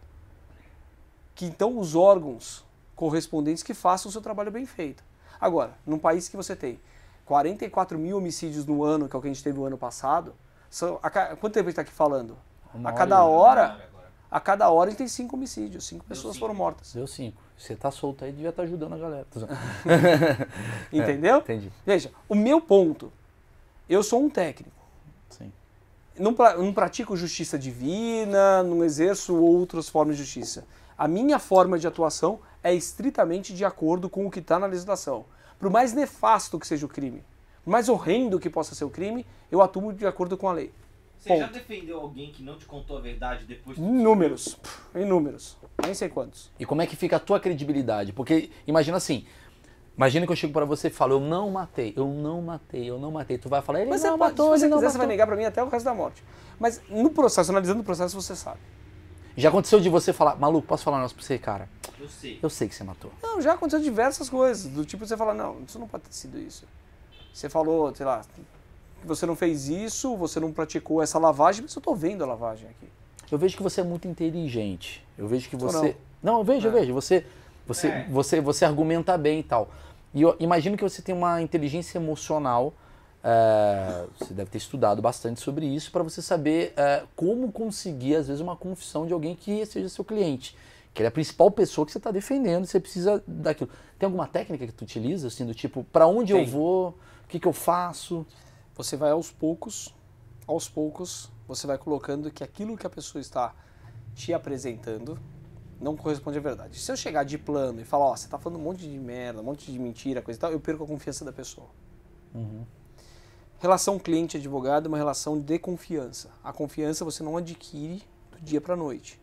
Ela depende de alguns fatores. Entre esses fatores, tempo e credibilidade. Então você precisa. E você vai mostrando, olha, você está falando isso, mas olha esse documento aqui. Olha essa outra perícia que acabou de chegar. Olha essa informação que chegou aqui no processo. Ou olha isso aqui que eu encontrei. Então aí você aos poucos você vai colocando. abrindo. Sempre aos poucos. Sempre aos poucos. E aí às vezes você fala, olha, você pode esconder do mundo, mas esconder de mim, Sim. aí quem se lasca é você. Porque se eu não souber exatamente o que aconteceu, como é que eu vou fazer te a sua ajudar. defesa? Como é que é a relação cliente-advogado? Você encontra todo dia, 1 hora por dia, você se liga? Como é que funciona esse... Não, depende do cliente. Tem cliente que me dá bom dia, boa tarde e boa noite. E às vezes o bom dia do cara é perguntando se teve alguma novidade e ele falou comigo ontem à noite. Então, tipo, não funciona assim. Mas por lei, como é que funciona assim? Você tem direito a conversar com o seu cliente? Não, depende do que você estabeleceu no contrato com a pessoa. Depende exatamente da sua relação com a pessoa, etc. Boa parte dos meus clientes falam comigo, quando eles me ligam, eu falo, putz, você tá me ligando é porque teve algum problema. Porque diferente da profissão de vocês, ninguém me liga pra contar uma boa notícia. Ninguém te chama Não pra tomar tem cerveja. isso, é. Você tá mó feliz, uma primeira Tá cerveja vendo? entre amigos. Porque agora- Corintiano, né? Só notícia ruim. É triste. Você vai Tá interromper pra difícil. isso, caralho? Ah, velho. Então assim, mas assim, o que eu quero saber é que você tá falando dos clientes que estão soltos aí, obviamente. Mas tô falando do cara que tá preso, o cara fez uma merda, suspeito e tal. Como é que funciona esse encontro com esse cara? Normalmente eu vou conversar com meus clientes quando eles estão presos, quando eu tenho alguma novidade do processo para conversar, ou quando eu preciso de alguma informação dele. Por exemplo, tá num prazo de juntar testemunha, tá num prazo de juntar documentos, aí eu vou falar com o cara. Sim. Não fico indo lá toda semana, coisa e tal, não tem a menor condição. Não dá tem tempo, isso. não. E no caso de uma Elise Matsunaga, como é que você encontrava ela? Era Da porque mesma forma. Mas No caso dela, eu ia bastante até Tremembé, que é onde ela estava presa. Sim. Longe, né? Daqui de São Paulo pra lá, demorava umas 2 horas pra chegar. E eu ia de moto, ia passeando, ia de boa. Era um dia que eu falava pra minha mulher, não vai contar pra ela, que eu falava pra minha mulher que eu tô indo trabalhar, mas tava indo passear de moto, então eu Sim. andava de moto o dia inteiro, fazia lá a coisa, dava uma volta e voltava de moto. Entendeu? Entendi. Aproveitava pra descansar um pouco também a cabeça. Entendi. Ela pagou o honorário no caso, ou foi você fez uma... Criminal não recebi nada. Não? Porque você foi pelo caso. Foi porque naquele momento ali a gente não decidiu que não ia cobrar. O escritório não cobrou dela pelo criminal. Não E ganhei até nada. hoje você faz... Eu, criminal dela, veja, mas foi um caso legal da minha vida, né? Foi. Porra, Você tá aqui. por causa disso, né? Foi um caso Ele bacana. conseguiu o que ele queria, que era estar aqui. Quer tá aqui. Era esse, Tá vendo? esse objetivo. Foi todo. isso desde 2012, eu falei, olha, Maurício Meirelles Vai um dia me chamar. vai ter lá Foi a época que eu um entrei no CQC, programa. ele já tava de olho. Não, mas assim... Todo mundo deve achar que você tá milionário. com o todo caso mundo tá achando que você tá dela. milionário com o caso No dela. caso dela? É. Não, caso dela não. É por outras coisas, por causa de caso... Mas não faço milagre. Não, entendi. E aí você tá me falando agora que ela vai ser solta agora em regime semiaberto. Ela já está no regime semiaberto. Tá. Ela está no semiaberto, mas o semiaberto dela... Todo mundo acha que o semiaberto é aqueles achismos. Entendeu? É exatamente, por isso que tá Todo aqui. mundo acha que o semiaberto, a pessoa necessariamente vai sair durante o dia e vai voltar à noite para prisão. É no caixão. Todo mundo acha isso. Não. Semiaberto não é isso. Semiaberto é um regime mais brando. Nós temos 3 regimes, para vocês entenderem. Fechado, semiaberto e aberto. O fechado, 24 horas por dia numa penitenciária de segurança máxima ou média. Alguns ficam no fechado ainda pior, quando está em penitenciária federal ou quando está em regime disciplinar diferenciado. Regime semiaberto é aquele em que a pessoa ela está numa segurança menor. Ó, gostei da forma que você pede a cerveja aqui. No meio do regime semiaberto, o cara falando. É que semi-aberto já dá, né? Semiaberto. Já pode, né? Já abri aqui. Semi-aberto já... Aí que eu vou... No Boa. semiaberto você pode trabalhar dentro ou fora da penitenciária. Tá. Trabalhar é obrigação de qualquer preso. É que você não tem trabalho para todo mundo. Onde a Elise está, ela tem trabalho desde sempre. Então, só de remissão de pena dela, a gente já conseguiu quase 2 anos. Ah, ela tá trabalhando com E o que é a remissão de pena? De você descontar a pena da pessoa. Você desconta. Então, se ela teve 16 anos e 3 meses lá do homicídio, eu tiro 2 anos da pena dela. Tem que cumprir 14 anos e 3 meses. Entendi. Entenderam a forma do Entendi. desconto? Entendi. No semiaberto, se você arrumar um trabalho fora da penitenciária, autorizado pelo juiz, você pode sair de manhã, trabalha e retorna. Sim, mas ela Tem tá- semiaberto em São Paulo, por exemplo, no CDP de Belém, você tem uma aula de progressão ali do lado. As pessoas saem, trabalham, assistem o jogo do Corinthians, coisa e tal, e voltam. Tem Normal. horário pra voltar. Tem horário pra voltar, toca sirene, coisa e tal. Ela trabalha dentro, ela sempre trabalhou dentro. Ela tá trabalhando com o quê? Costura. Costura. Sempre trabalhou. Ela foi presa em 12. 2012, ou seja, já faz 9 anos já. 9 anos. Já devia ter sido solta. A pena dela foi de quanto no final? 16 anos e 3 meses para homicídio, 1 ano para ocultação de cadáver. Tá, então ela tem teoricamente mais 6 anos. A pena total dela, se a gente pegar os 9 que já foi, com mais 2, 11, mais uns 6 anos ainda. Mais 6 anos. E esses 6 anos agora ela vai fazer em regime semiaberto, seria isso? Não, ela já está no regime semiaberto desde 2019. Então, ela vai fazer No mais... regime aberto. O que é o regime aberto? Então, isso aí do semiaberto, É, o pessoal pode sair, voltar e tem as saídas temporárias, que é as Sim, sim. saidinhas que todo mundo fala. Sai, fica um tempo. Por que é assim? Porque o nosso sistema é um sistema progressivo. Ou seja, é difícil você pegar um cara que está fechado o tempo inteiro e já jogar o cara de volta na rua. O Estado faz o quê? Já entendeu isso há muito tempo. Isso foi um mark system criado lá na Austrália, no século XIX ainda. Um sistema do que, olha, se eu faço tudo muito fechado, eu não dou esperança para a pessoa, e a pessoa não tem por que ela colaborar com o sistema ou ela pensar que, pelos méritos dela, ela pode sair. Então, o nosso sistema é um sistema progressivo de que a pessoa, se ela cumprir o que é obrigatório para ela, e se ela vai lá, trabalha, ela cumpre as regras, por mérito dela, ela pode ir alcançando a liberdade. A Elise é uma pessoa que nunca me deu nada de trabalho. E nem pra polícia. Nada, para isso, nada, zero trabalho, zero. Não tem uma falta disciplinar, sempre trabalhou. O que eu falei para ela, Elise, seja uma mosquinha no meio do pátio. É o que ela é lá dentro. Lá dentro ela não é a Elise Matsunaga que vocês falam, que está lá dentro, ela é mais uma presa que é calada, que é quieta. É o jeito dela. Muito trabalha todo dia e pronto. Essa é ela lá dentro. Entendi. Hoje ela está no regime semiaberto, então que ela pode ter umas saídas temporárias. São algumas oportunidades no ano definidas pelo juízo da execução criminal. Agora em setembro ela sai de novo. E logo eu consigo o regime aberto para ela. O que seria o regime aberto? Regime aberto, pela nossa lei, eu teria que ter um lugar chamado casa de albergado. Ou seja, que a pessoa dormisse no sistema penitenciário. Não tem isso em São Paulo. Nem Volteiro em São Paulo é muito preso. Não dá para fazer e criar esse sistema. Então o nosso regime aberto, ele é convertido em prisão domiciliar. Ela sai com algumas regras. Você não pode sair à noite, você não pode beber, você não pode fazer isso. Bota algumas regras, tem que comparecer de vez em quando em juízo para justificar. Não, no caso dela não vai ter. Raramente tem isso no nosso sistema penitenciário. Não tem licitação para tudo, é difícil. Então, esse é o que acaba tendo eles acabam reservando a tornozeleira para outras hipóteses mais necessárias. O dela, ela sempre se apresentou em juízo, ela nunca... Tá. Mas Vazou, vamos lá, né? agora sou eu fazendo o papel da acusação. Eu acho que é muito interessante esse debate, até porque eu tenho muito achismo, muita ignorância no tema, você é um especialista do tema, assim como alguns outros juristas, advogados que devem estar assistindo, eu sou ignorante, vou fazer uma pergunta bem ignorante. Uma pessoa, independente da história, porque eu vi a história humana da Elise e realmente você começa a entender, assim, você fica até um pouco do tipo, caramba, a menina sofreu pra caramba uma série de questões ali com o ex-marido dela, abusos psicológicos, igual você relatou tal, o cara traiu ela ficou puta, teve um crime Não foi a passional. traição. A traição...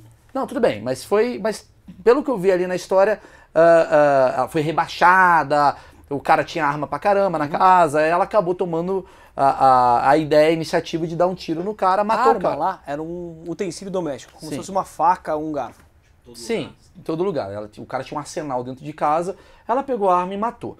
Até ali, igual você falou, puta, aquilo ali podia até, quem sabe, liberar ela de uma pena maior por conta de um crime mais passional, eu diria, esse caminho. Só que ela foi lá, levou o cara pra dentro de um cômodo e ela cortou, porque ela tinha A enfermeira, né? ela manjava de caça, né? Eu acho que o que deixa todo mundo... Se fosse só um assassinato, olha eu falando, mas se fosse só um tiro ali, eu acho que a sociedade ela teria uma questão do tipo, Deu puta, uma merda. deu uma merda e tudo bem, ela merece ser presa e tal. Quando ela corta o cara, começa a vir a coisa da crueldade e mesmo morto, eu ainda encaro isso como uma crueldade na minha cabeça, é um cara que conviveu tal. Aí eu vou te fazer a pergunta, você não acha meio... O Brasil é um país meio de impunidade, às vezes a gente vê, as pessoas elas se manifestam com raiva por conta da impunidade, tanto que a gente tem um presidente que foi eleito, foi porque o cara vai acabar, bandido bom é bandido morto, a gente vive nesse lugar. Quando você me fala que uma pessoa, por mais que seja um lado humano, por mais que seja a melhor pessoa, é do cara, canta karaokê lindamente, ela é linda, a filha dela, não importa. Quando a pessoa mata e faz esse recorte, né, essa coisa que você falou aí, segmenta a vítima, e ela tem só 9 anos de uma condenação num regime fechado, você não acha que isso contribui para uma impunidade? Por mais que seja técnico? Eu acho que ela está pagando aquilo que a legislação impôs a ela. Acho que a pena dela foi mais elevada do que deveria ser comparada com outras pessoas que praticaram fatos semelhantes. E acho que ela acabou, pelo sistema de justiça, por conta de toda a repercussão, tendo mais pena do que outras pessoas. Ela cumpre o que foi lhe dado, ela trabalha lá dentro, ela tem direito à remissão de pena, ela está pagando aquilo que o Estado impôs. Acho que no Brasil as nossas penas ainda não refletem exatamente aquilo que deveria. A gente poderia, mas para isso precisaria de estudos a demonstrar que não, eu preciso que esse caso aqui, em vez de que ela pegue 16 anos, que ela tivesse pego 30 anos. Mas está fazendo exatamente a mesma coisa que ela fez. E que isso demonstrasse que eu vou diminuir a criminalidade. Porque senão é só uma vingança, é só um retributivismo. Porque qual que é a finalidade da pena? Retribuir e prevenir. Retribuir o mal que a pessoa praticou e prevenir outros comportamentos. Muito difícil em casos passionais você realizar essa prevenção. Muito difícil. O que você acha da justiça brasileira? Você acha que ela é impune? Qual que é a sua visão?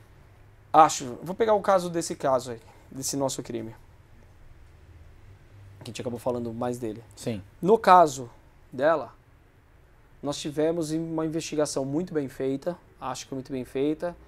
Acho que a polícia concentrou todos os esforços possíveis, usou todas as técnicas possíveis para solucionar o caso.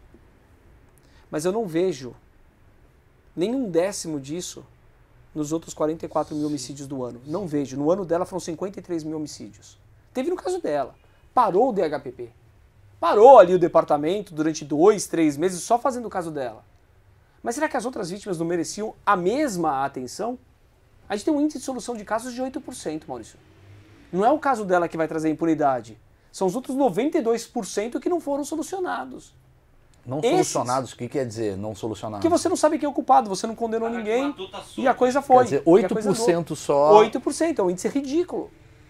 É um índice de ridículo. É um absurdo. Então, quer dizer, não é o dela que vai trazer uma impunidade. Ela pagou pelo crime dela, ela confessou o crime dela, ela está cumprindo a pena que foi imposta, que estava na lei. É aquilo que eu falei, o meu trabalho era esse. Mas você não acha que isso... Encontrar. Perguntas burras minhas. Você acha que quando você vê uma mulher que matou e esquartejou e o caralho é 4, ela toma só uma pena de 10 anos, por mais que você acha que é uma pena ainda... Lógico, eu estou falando como sociedade. Você acha que a impunidade ela acaba não sendo, tipo, o cara olha para aquilo e fala assim, ah, bicho, É 10 aninhos. Só sublinhando que tu falou, que é um crime exemplo, né? É um crime exemplo. Falou, é um crime que teve toda a atenção. Entendi o que vocês estão colocando, mas vejam. Porque se a Sendo menina muito matou o honesto. cara que é dono da maior fábrica de farofa... Pra mim do- não importa quem é o cara. Tudo bem, tudo bem. Pra mim Mas se podia esse ser- cara... Se... Pipoca, farofa, não, faz tá também. certo, Não, assim. mas Mas veja. se esse cara... Se esse Maurício, crime... eu não olho capas. Eu não Não, posso tudo olhar bem, tudo capas, bem. eu não Eu posso tô olhar falando- capas, eu eu tô- tenho que olhar os fatos. Eu tô falando pela No sociedade. meu modo de entender, Ah. a pena dela foi extremamente elevada, ela deveria ter recebido um homicídio privilegiado e a pena dela tinha ter sido por volta de 6 a 8 anos. Se você me perguntar o que é a legislação no caso que deveria ser aplicada, se o cara não tivesse errado o voto, se tivesse sido aplicado a mesma coisa que você faz para outras pessoas, essa é a pena que a lei dá. Essa é a pena colocada pela nossa sociedade. Agora, discursos de que nossa impunidade, os crimes, eles precisam de uma pena mais efetiva, o maior encarceramento reflete menor quantidade de crimes? Porque desde a década de 90 a gente só vem ampliando a pena dos crimes. Crimes hediondos, tudo é crime hediondo hoje. Hoje meus alunos brincam comigo e falam, o que é crime hediondo? Eu falo, quase tudo. Sei lá, acho que talvez crime contra a honra não seja mais hediondo, porque o nosso legislador, tudo que ele pode, ele vai lá e vai colocando crime hediondo. Qualquer coisa é crime hediondo. Sim. Então você acaba colocando lá, e você só esse aumento de pena, se você não tiver um trabalho na sociedade, isso não vai refletir em nada. Vai refletir em que você precisa murar mais as cidades. Daqui a pouco você mura São Paulo. Coloca as pessoas lá dentro. Não é isso que você precisa. Você precisa de uma estrutura muito mais bem feita. Você precisa dar educação para as pessoas. Você precisa dar todo o aspecto social. Do jeito que está, vai continuar esse aumento de crimes, vai continuar dessa forma, se você não melhorar os aparelhos de justiça. Então a gente acaba tendo essas impunidades. Mas a impunidade não é pelo caso dela. Ela respondeu o que está na lei. Impunidade é para os 92% que não são apurados. Quando você pega outros casos além do dela, que a gente está falando do dela porque teve essa repercussão toda, os outros casos que você pega, você acha que quando a pessoa é uma vítima, ou no caso um assassino, classe pobre, é outra legislação? Outra realidade. É outro mundo, outra apuração, é outra investigação. É um negócio assim meio ali no papelzinho e pronto. Não tem a mesma...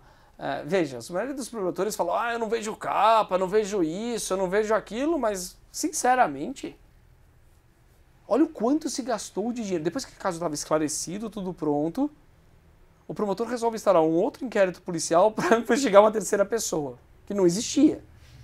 E o cara gasta... Foram ouvidas 45 pessoas, olha a quantidade de tempo perdido. Foram feitas dezenas de perícias novas. Quer dizer, você investe uma grana enquanto você tem 92% de que não é apurado. Foca Quer dizer, em um. é a mesma polícia. Eu tenho um salada, não tenho 2 saladas, entende? Entendi. Eu tenho um delegado Mauro, não tenho 2. Tudo isso conta. Exposição de imprensa. Tudo isso conta. Você falou que você não ganhou honorário, mas você teve que pagar algumas pessoas, ou não? Todos eles entraram na... Não. Você E eu teve não 10, ganho uma horário. equipe de 10 pessoas. Eu tive recursos limitados para fazer a defesa, obviamente. Mas eu acho que eu investi muito bem esses recursos que eu tive. Os recursos que eu tive, eu acho que se eu posso me elogiar, me autoelogiar sem ser prepotente, arrogante, eu acho que eu fui muito bem na parte Isso de... eu queria falar pra finalizar, porque assim, eu recomendo a todo mundo assistir o caso Elise Matsunaga, tá na Netflix. É muito legal, muito bem feito. Parabéns, inclusive, pela iniciativa, porque Uma reflexão, acho. Não, é um documentário interessante, né? Sobre... Não, mas eu digo que é uma reflexão, porque mostrar o lado de uma pessoa que todo mundo sabe que Sim, foi sim. acusada, Que é um monstro social Exato, e é. de uma forma como que ela não é. E eu queria saber, assim, o que você acha que foi a sua sacada? Porque você, de certa forma, era pra ser 33 anos, você quase conseguiu que fosse 6, no final foi ali 15, né? 16 anos. O que você olhou e falou, cara, quais foram as estratégias? Eu adoro isso quando eu vejo filme de tribunal. Eu legal. adoro ver a estratégia que cada um faz. O Jay Simpson, eu acompanhei tudo. O que foi que você falou? Qual que foi a sua estratégia? O que você adotou para ter conseguido esse êxito?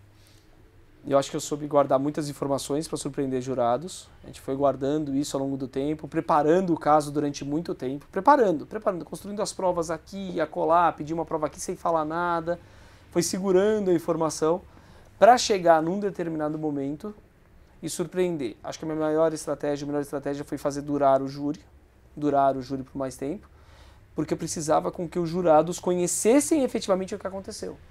E não aquilo Se que tinha sido colocado. desintoxicasse. Se desintoxicasse de tudo. Ficassem neutros. Tudo. E acho que eu montei uma equipe muito boa.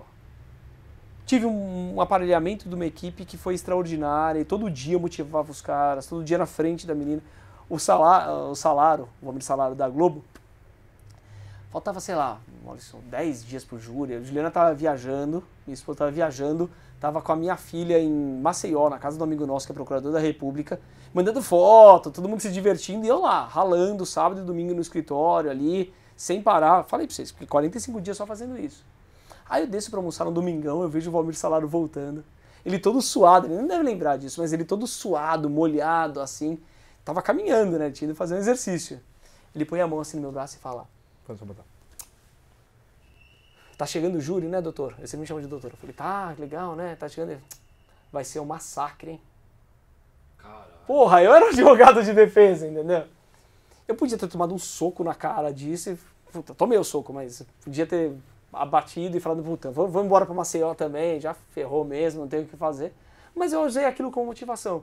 Todo dia eu chamava minha equipe na frente da cela da Elise e perguntava se eles tinham ido lá pra ser massacrados ou se eles tinham ido lá pra fazer um bom trabalho. Caralho, é tipo Luxemburgo, mano. Futebol, irmão. É o Luxemburgo no Tem que Cruzeiro. pau pra cima. Meteu.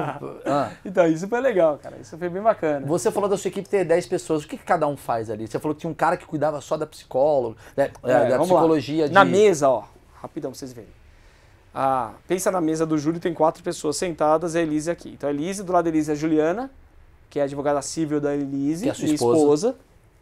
A Juliana é foda. Se eu sou alguma coisa boa, ela é 1000 vezes melhor. A Juliana realmente, ela manda muito bem. Então a Juliana tava ali, ela tinha toda a confiança da Elise. A Juliana, aí tava eu do lado da Ju, e a Juliana tava lá como advogada civil, porque se viesse alguma questão do civil, eu precisava que alguém que entendesse alguma coisa de civil falasse, porque eu não entendo porra nenhuma de civil, né?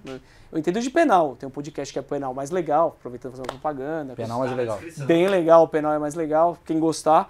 Sobre esse caso tem o episódio 23, que eu tento reproduzir a minha defesa nesse caso. Maravilhoso, eu vou Pra quem escutar. quiser ver. Do meu lado estava a Roseli Sólio, que é uma advogada especialista em perícia, e o sócio dela, que foi perito durante 30 anos no IC, no Instituto de Criminalística, porque nesse caso a perícia é importantíssima. Então, esses eram os 4 que estavam aqui. Na plateia, ali do lado, tinha o médico, o Dr. Ricardo, para questões médicas que pudessem surgir ali, ele dá esclarecimentos técnicos pra gente, afinal de contas, o meu perito, o Sami, que é um perito extraordinário, o Samuel Jundi. Esse cara, o nosso assistente técnico que apareceu lá na série, tá na ONU agora, fazendo trabalho pra ONU, já fez a exumação do Jango, quer dizer, é um cara que tem uma experiência absurda com a nossa idade, assim, absurda. Você fala, meu, preciso nascer 20 vezes pra É legal conseguir. pegar esse cara pra fazer um achismo. Ele? Porra, depois- Fazer o achismo com ele? É, só acho que ele impossível. tá na ONU, você consegue fazer a distância? Deixa eu conseguir ir pra ONU. Ele paga a passagem? Como é que faz? Ele faz virtual. Você faz virtual. Porra, legal Com ele seria sensacional. falar se com o vocês cara da fizessem. ONU. Vamos, Porra. Ele depois- deve estar vendo esse Ligamos vídeo. pra ele já daqui. Boa. É um perito É tipo, para e liga. que tava na série, o Sam, É. isso? Samuel Jundi. A gente liga pra ele daqui agora, se ele atender. Eu não sei onde ele tá. É o da barba? Ele que Não. da Esse Barba da ele Barba é o levando. perito do... Do deles. É o perito da justiça. Esse cara é Dr. Jorge maravilhoso. Pereira. Pra entrevistar é maravilhoso. Tem um cara lá. Corpo fala. Seu corpo fala com você, o cara do Senhor dos Anéis. Maravilhoso. O corpo é mais bonito por dentro, o homem é mais bonito por dentro do que por fora. Isso é maravilhoso. Mas esse cara, você acha que ele daria aqui é acessível? O Sami? Não, o Barbinha lá. Não sei, ele não tem muito contato. Tá. Eu achei que ele fez um péssimo trabalho no nosso caso. Fez um trabalho horrível. Tretou tretou. o cara. Não tretei. Vai perguntar pro cara que é Cortes. Já temos Não, eu não cortes. tretei, mas veja. polêmica. O cara era o segundo homem do Instituto Médico Legal e não pediu um exame. Fez tudo a olho nu. É aquilo que eu falei numa entrevista quando saiu do júri. Ali no júri, depois que ele falou, eu falei, veja, a gente não pode mais ter um processo penal que é aquilo lá, garantia, sou idiota. Eu tenho que acreditar porque o cara tá falando que foi aquilo que ele viu. Aí eu pergunto pra ele, mas porra, peraí, você tirou uma foto daquilo que você tá falando que você viu? Ah, não, eu acho que não tinha máquina fotográfica. Tinha foto do corpo externo. Como não tinha máquina fotográfica? Não tirou porque não quis. Não mandou fazer um raio-x porque não quis. Não mandou fazer uma ultrassonografia porque não quis. Não mandou fazer um anátomo patológico porque não quis. Sim. Então, ó, tinha o médico, o Ricardo, tinha a psicóloga, a doutora Jaqueline, que era sensacional. As sacadas que ela dava, às vezes a gente tava ali nos embates com o promotor, coisa e tal, ela ficava olhando os jurados. E você tá blá blá blá, você é isso, tá xingando, um tá xingando O outro. jurado tá assim. Sabe aquelas coisas que você tá xingando o outro, ela fazia assim pra aumentar o Ela era do Bernardinho. Ela aumentava e às vezes ela fazia assim, corta, para, porque não pode ficar chato pro jurado, entendeu? Tudo é uma criação de empatia. Ah, sim, tem um entretenimento. Eu preciso me colocar no lugar do jurado. Se eu tô sentindo... O cara tá 8 dias longe da casa dele, né? Se o cara tá achando que eu tô brigando ali por questão que não tem relevância nenhuma e o cara começa a fazer uma cara de que não tô gostando, você tem que parar com aquilo, Você porque perde senão a atenção. você que toma, entendeu? Então ela tinha isso, ela me falava às vezes quando eu surpreendi o promotor, ela falava, olha, eu não sabia. Do tipo, sabe quando... Ela tá de olho em reações que te interessariam, né? Essa era a função Isso dela. é genial, cara. Metaforanda. É, metaforando, Não, né? ela De certa foi, ela forma. foi maravilhosa. Isso é genial, cara. Parar pra pensar que você, na verdade, é um cara que é baseado... Eu chego a essa conclusão. O advogado criminal, ele não é só um advogado de técnica, mas ele é um advogado de comportamento também. Porque Não, você eu tô o tempo sabe... inteiro analisando a pessoa pra ver se a pessoa tá relaxada, se a pessoa não tá relaxada, se a pessoa tá prestando atenção, pra onde tá indo os olhos dela. Se eu tô falando com o jurado, ele tá olhando pro outro lado. O que eu fiz no júri? Lembra que eu falei que eu juntei um monte de imagens? Conforme eu ia falando, pro jurado não ter que ficar olhando pra minha cara só durante 1h30, conforme eu falava uma palavra, a minha outra assistente que tava lá, a Júlia, tem meu braço direito, esquerdo, pé esquerdo, tudo meu lá do escritório é a Júlia. Então a Júlia, na verdade, é como se fosse meu grande HD, porque ela... Eu falava uma palavra, ela sabia a imagem que ela tinha que colocar no telão, para que quando os jurados tivessem me ouvido falar, eles olhassem uma imagem. Por quê? Pra ilustrar. Existem várias formas de linguagem. Eu tenho a linguagem corporal, eu tenho a linguagem falada, eu tenho a linguagem do silêncio. E as pessoas memorizam quando elas veem imagens. Então, conforme eu estou falando, por exemplo, eu falava assim de violência psicológica contra a mulher, tinha uma imagem de uma mulher chorando.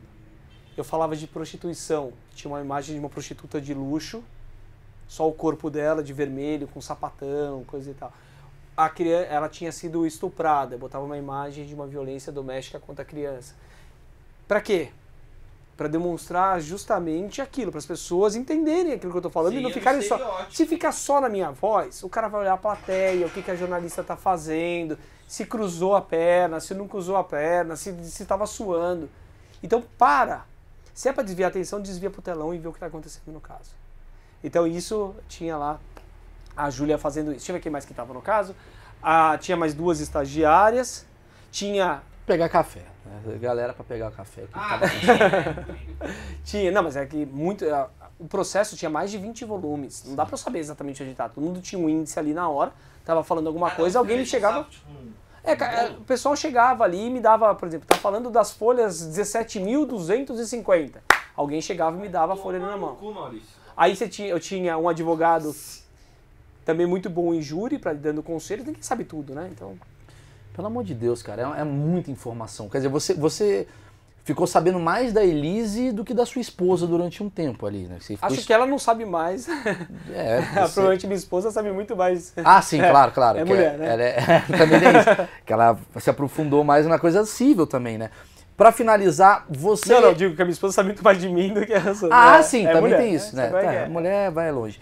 Você e a Elise, como é que tá a sua relação com ela atualmente? Vocês se falam, às vezes mandam um emoji, como é que tá? Ela tá presa, né? Sei lá, mas tá no semi-aberto. Eu pensei num emoji muito errado. Mas tá no semi-aberto, ela tem um celular... Não. Se eu fizer um webbullying, você tá aí... O semi-aberto dela é dentro da prisão, ela sai de vez em quando em saídas temporárias. Ela tem um celular. Aí nas saídas temporárias ela pode ter contato, assim, outros contatos, Você tem contato. etc. Não vou pedir, obviamente, pra ligar pra ela, mas assim, você tem ela no seu WhatsApp. Tenho ela no meu WhatsApp quando ela sai, né? E ela te manda uma mensagem, oi doutor, tô aqui, Eu professor. normalmente, eu pergunto, você já... Ela tem horários pra entrar e sair de casa, tem horários... Mas ela é muito tranquila, então ela fica muito em casa, difícil ela sair na rua, etc. Não tem isso. Mas eu sempre pergunto, você já tá em casa? Você já voltou? Porque ela tem os horários que quando ela faz na saída temporária... Acho que ela tá assistindo isso daqui? Não, porque ela tá presa. Não, mas quando ela sair... Ela vai assistir, com certeza, ela assiste. Mente. Elise, você pode... Não vou chamar, não. Ela não pode, né? Sim. Mas é...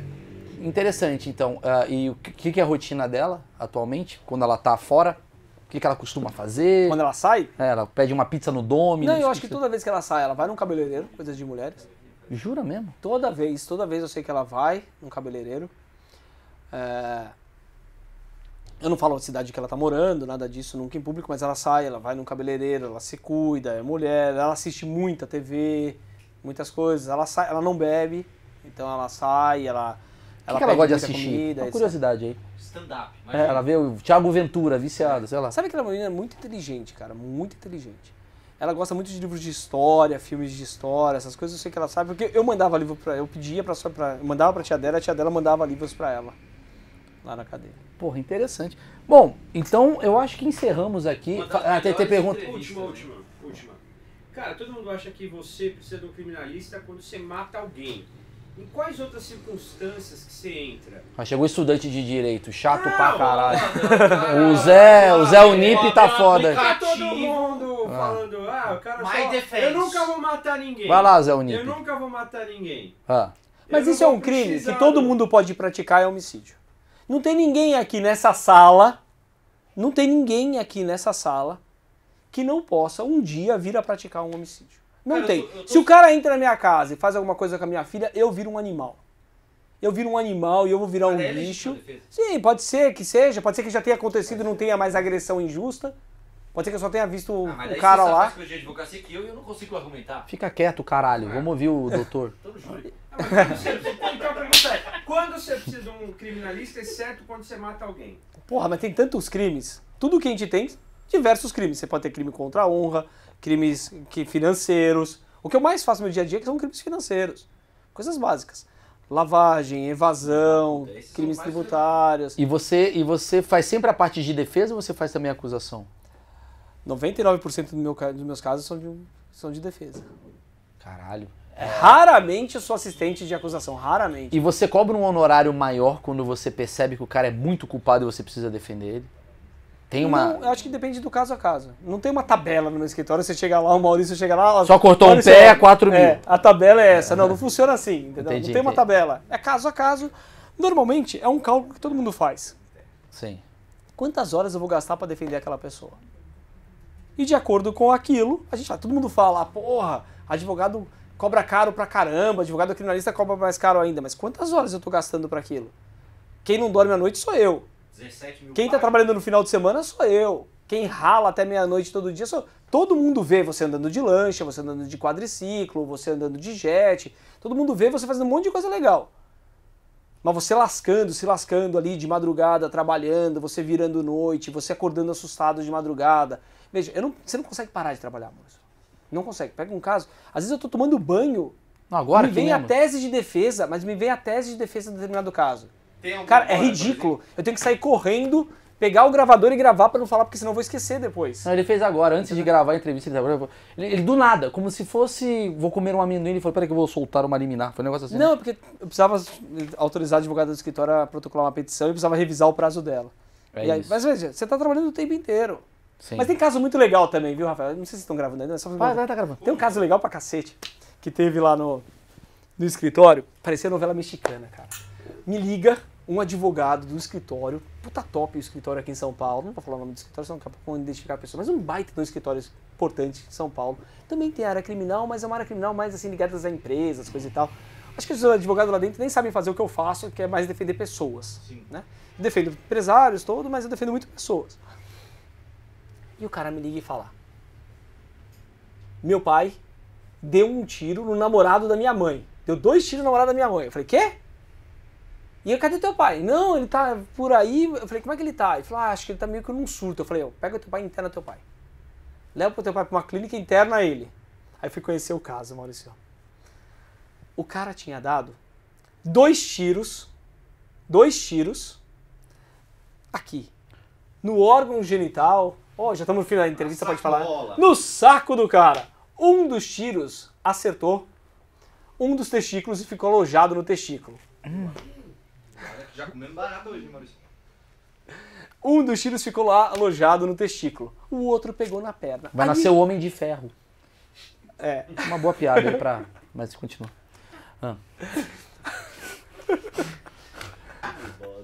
Aí eu fui conhecer o caso.